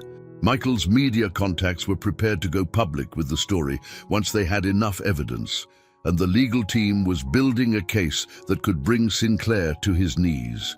But the deeper they dug, the more dangerous things became. Claire's phone buzzed with more anonymous threats, and she couldn't shake the feeling that someone was watching her every move. Michael insisted on hiring security for the house, but even with the extra precautions, Claire couldn't shake the unease that settled over her like a dark cloud. Late one night, as Claire sat in the living room, flipping through old family photo albums, she heard a knock at the door. It was unusual for anyone to visit this late, and her heart skipped a beat as she got up to answer. When she opened the door, she was greeted by a man she didn't recognize, tall, well-dressed, with an air of quiet menace. His eyes were cold as he looked at her, and Claire felt a chill run down her spine. "Claire Smith?" the man asked, his voice calm but with a dangerous edge. Claire nodded, her hand tightening on the door. "I'm here to deliver a message," he said, stepping closer. "Stop digging into Sinclair's business. This is your final warning." Claire's breath caught. This was more than just a phone call. This was a direct threat, and the man standing before her didn't seem like someone who would hesitate to follow through. "I think you should leave," Claire said, her voice steady despite the fear rising inside her. The man's lips curled into a cold smile. "You don't understand what you're dealing with. Sinclair isn't someone you want to cross. You and your family would do well to remember that." Claire stood her ground, refusing to be intimidated. "We're not backing down," she said firmly. "You can tell Sinclair that." The man's smile faded, replaced by a hard, dangerous look. "You've been warned." He turned and walked away, disappearing into the night. Claire closed the door, her heart pounding in her chest. She knew the danger was real, but she also knew that they couldn't stop now. Sinclair was desperate, and that meant they were close to bringing him down. The next morning, Claire gathered with Michael, Sarah, and David in the study. The atmosphere was heavy with tension, but there was also a sense of determination that hadn't been there before. "We're getting close," David said, his voice filled with resolve. "Sinclair knows it, and that's why he's getting desperate. We have enough evidence now to take this public. Once the story breaks, his empire will crumble." Michael nodded, his expression hard. "Let's do it. We've waited long enough." Claire felt a surge of adrenaline as they finalized their plan. They were about to expose one of the most powerful men in the country, and there was no turning back. The road ahead would be dangerous, but for the first time, Claire felt a flicker of hope. Sinclair had stolen her life, but now she was ready to take it back. The tension in the Smith mansion was palpable as Claire, Michael, Sarah, and David gathered in the study to finalize their plans. The decision had been made. They were going public with the story. The weight of the moment hung over them like a storm cloud, heavy with the promise of retribution and justice. They knew that exposing Edward Sinclair would send shockwaves through the business world and beyond, but they also understood the risks. As they prepared to release the story to the media, the sense of danger was growing. Sinclair had shown that he was willing to go to any lengths to protect himself, and his reach was vast. But now, Claire and her family were determined to bring him down, no matter the cost.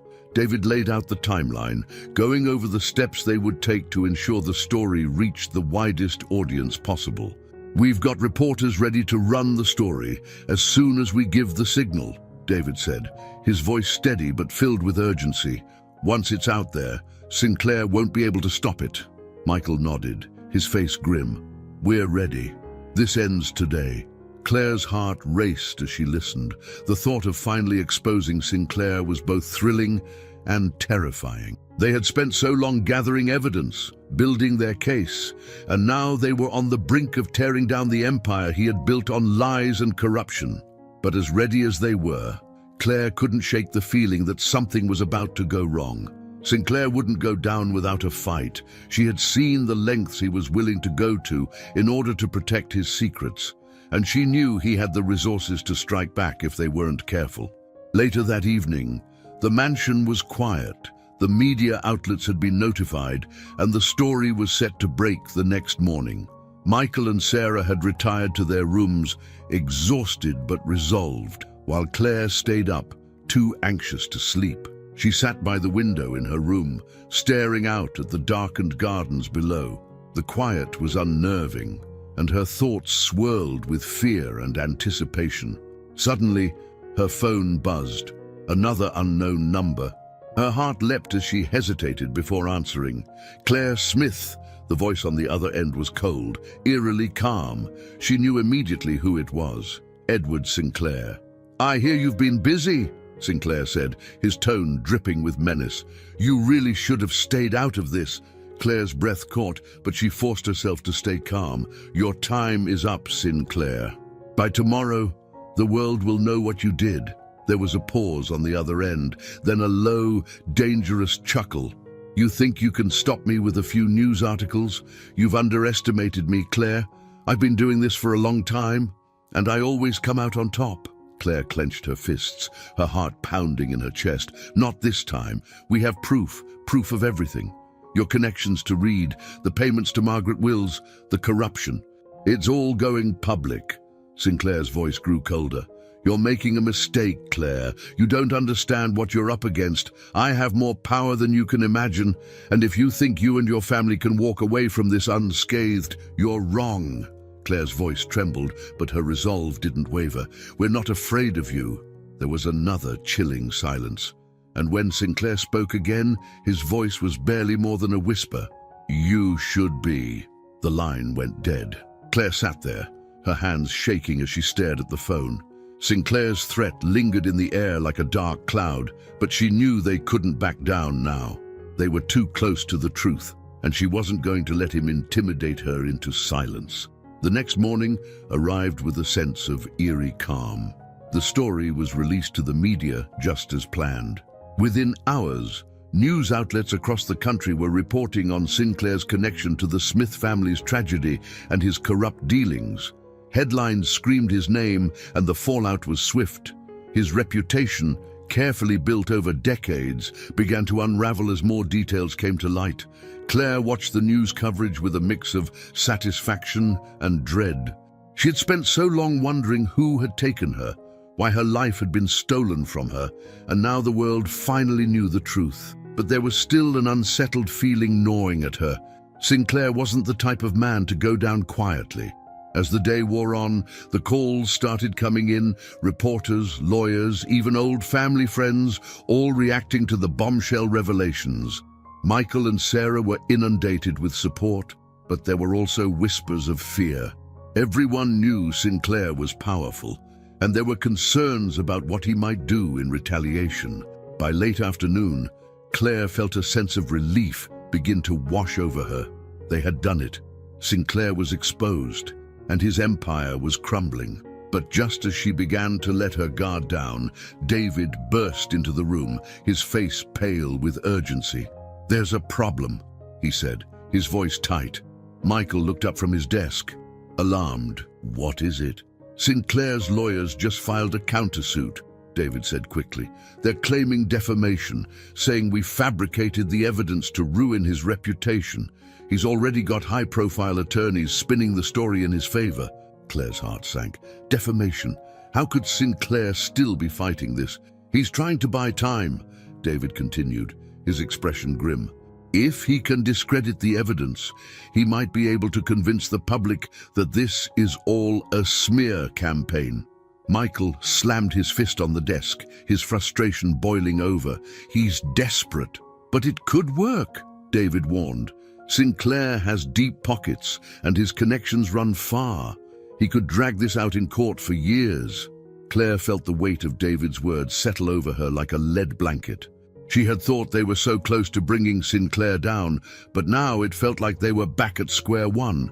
How could someone so corrupt still have so much power? "We can't let him win," Claire said, her voice fierce. "There has to be something we can do." David hesitated, then looked at Claire with a mix of hesitation and hope. "There is one more option, but it's risky." Michael narrowed his eyes.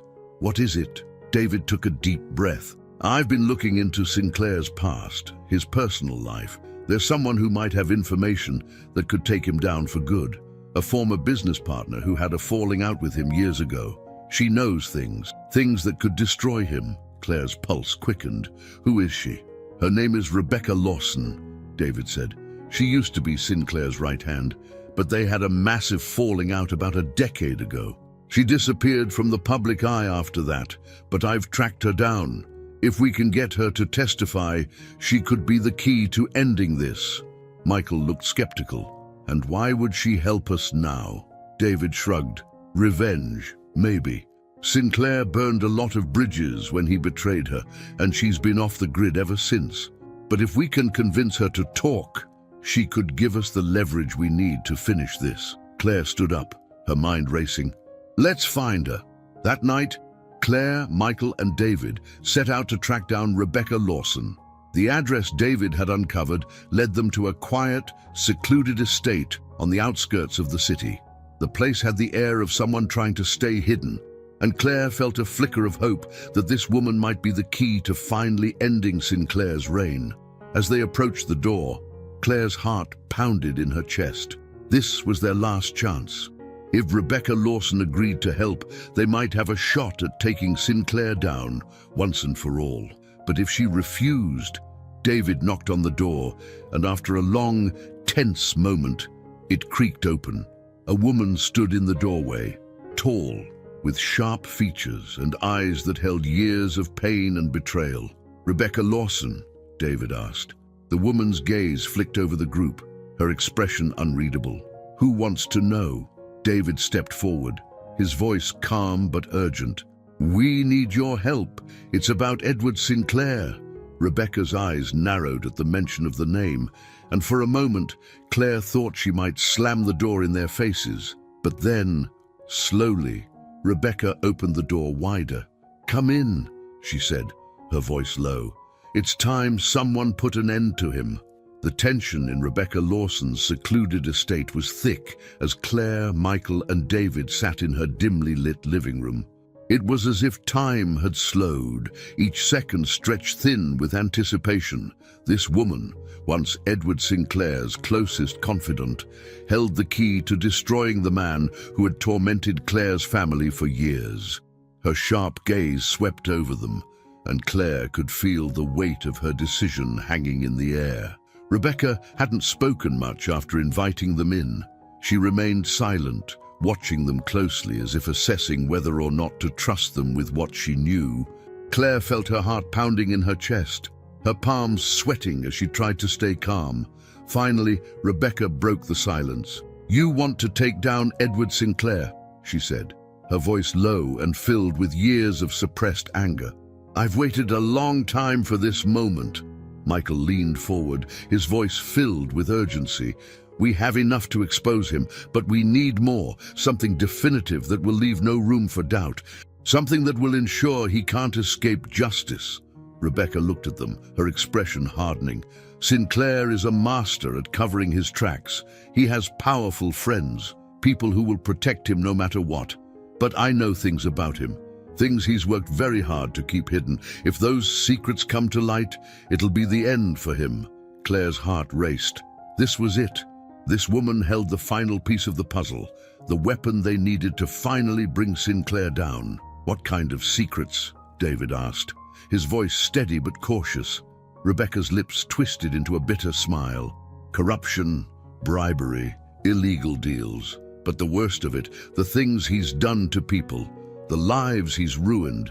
It's all documented, buried deep in his private files. I helped him cover his tracks for years, but I kept copies of everything. I knew one day I might need them. Michael's eyes lit up with hope. You have proof, documents that tie him to these crimes?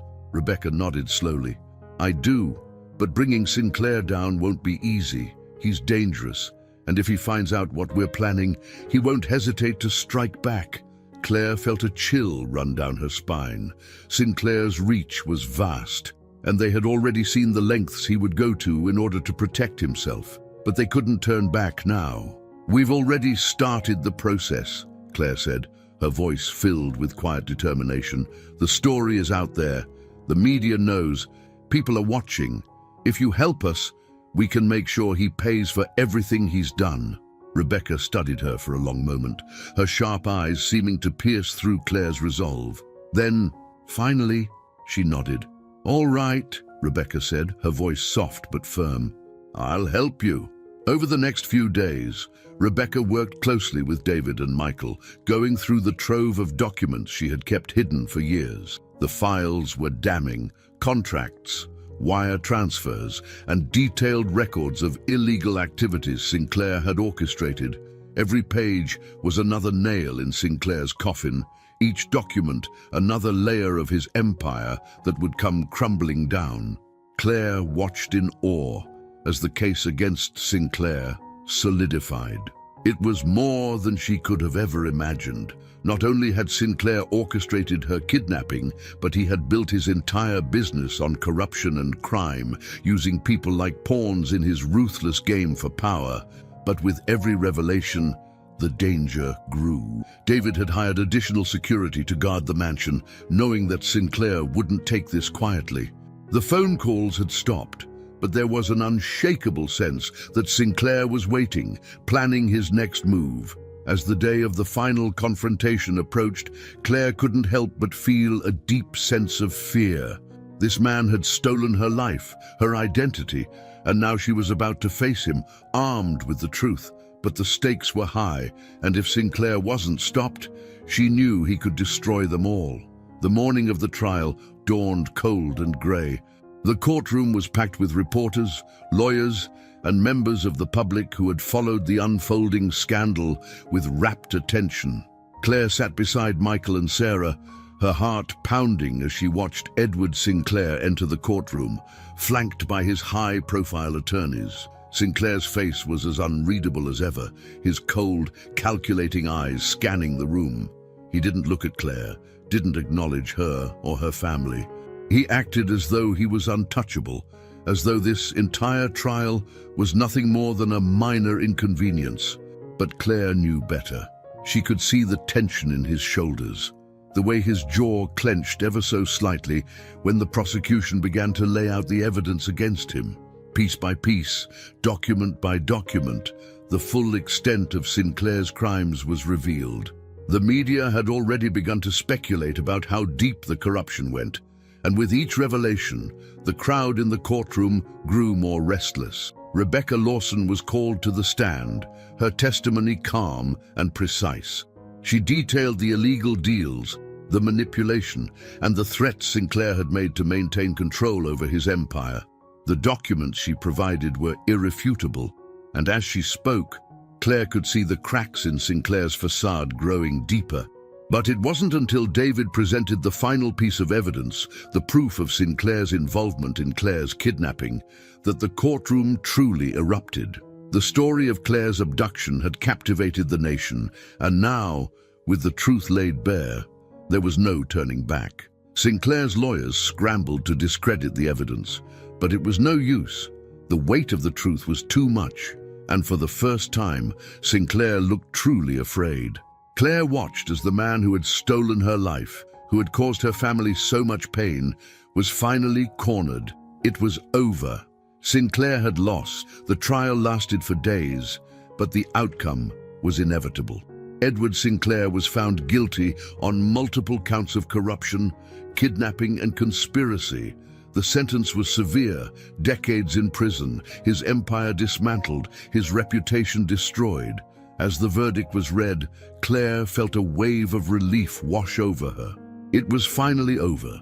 The man who had haunted her life for so long was going to pay for what he had done. Michael and Sarah embraced her, their eyes filled with tears of both joy and exhaustion. They had fought so hard for this moment, and now, at last, they could begin to heal. In the weeks that followed, the story of Sinclair's downfall dominated the headlines. His empire crumbled as more people came forward with stories of his corruption, and the media turned its attention to the broader implications of his crimes. For Claire, it was surreal to see her life become part of a national story, but it also brought closure. One afternoon, as she sat in the garden at the mansion, watching the sunlight filter through the trees, she felt a deep sense of peace for the first time in years. The questions that had haunted her for so long had finally been answered. She had found her family, uncovered the truth, and brought the people responsible to justice.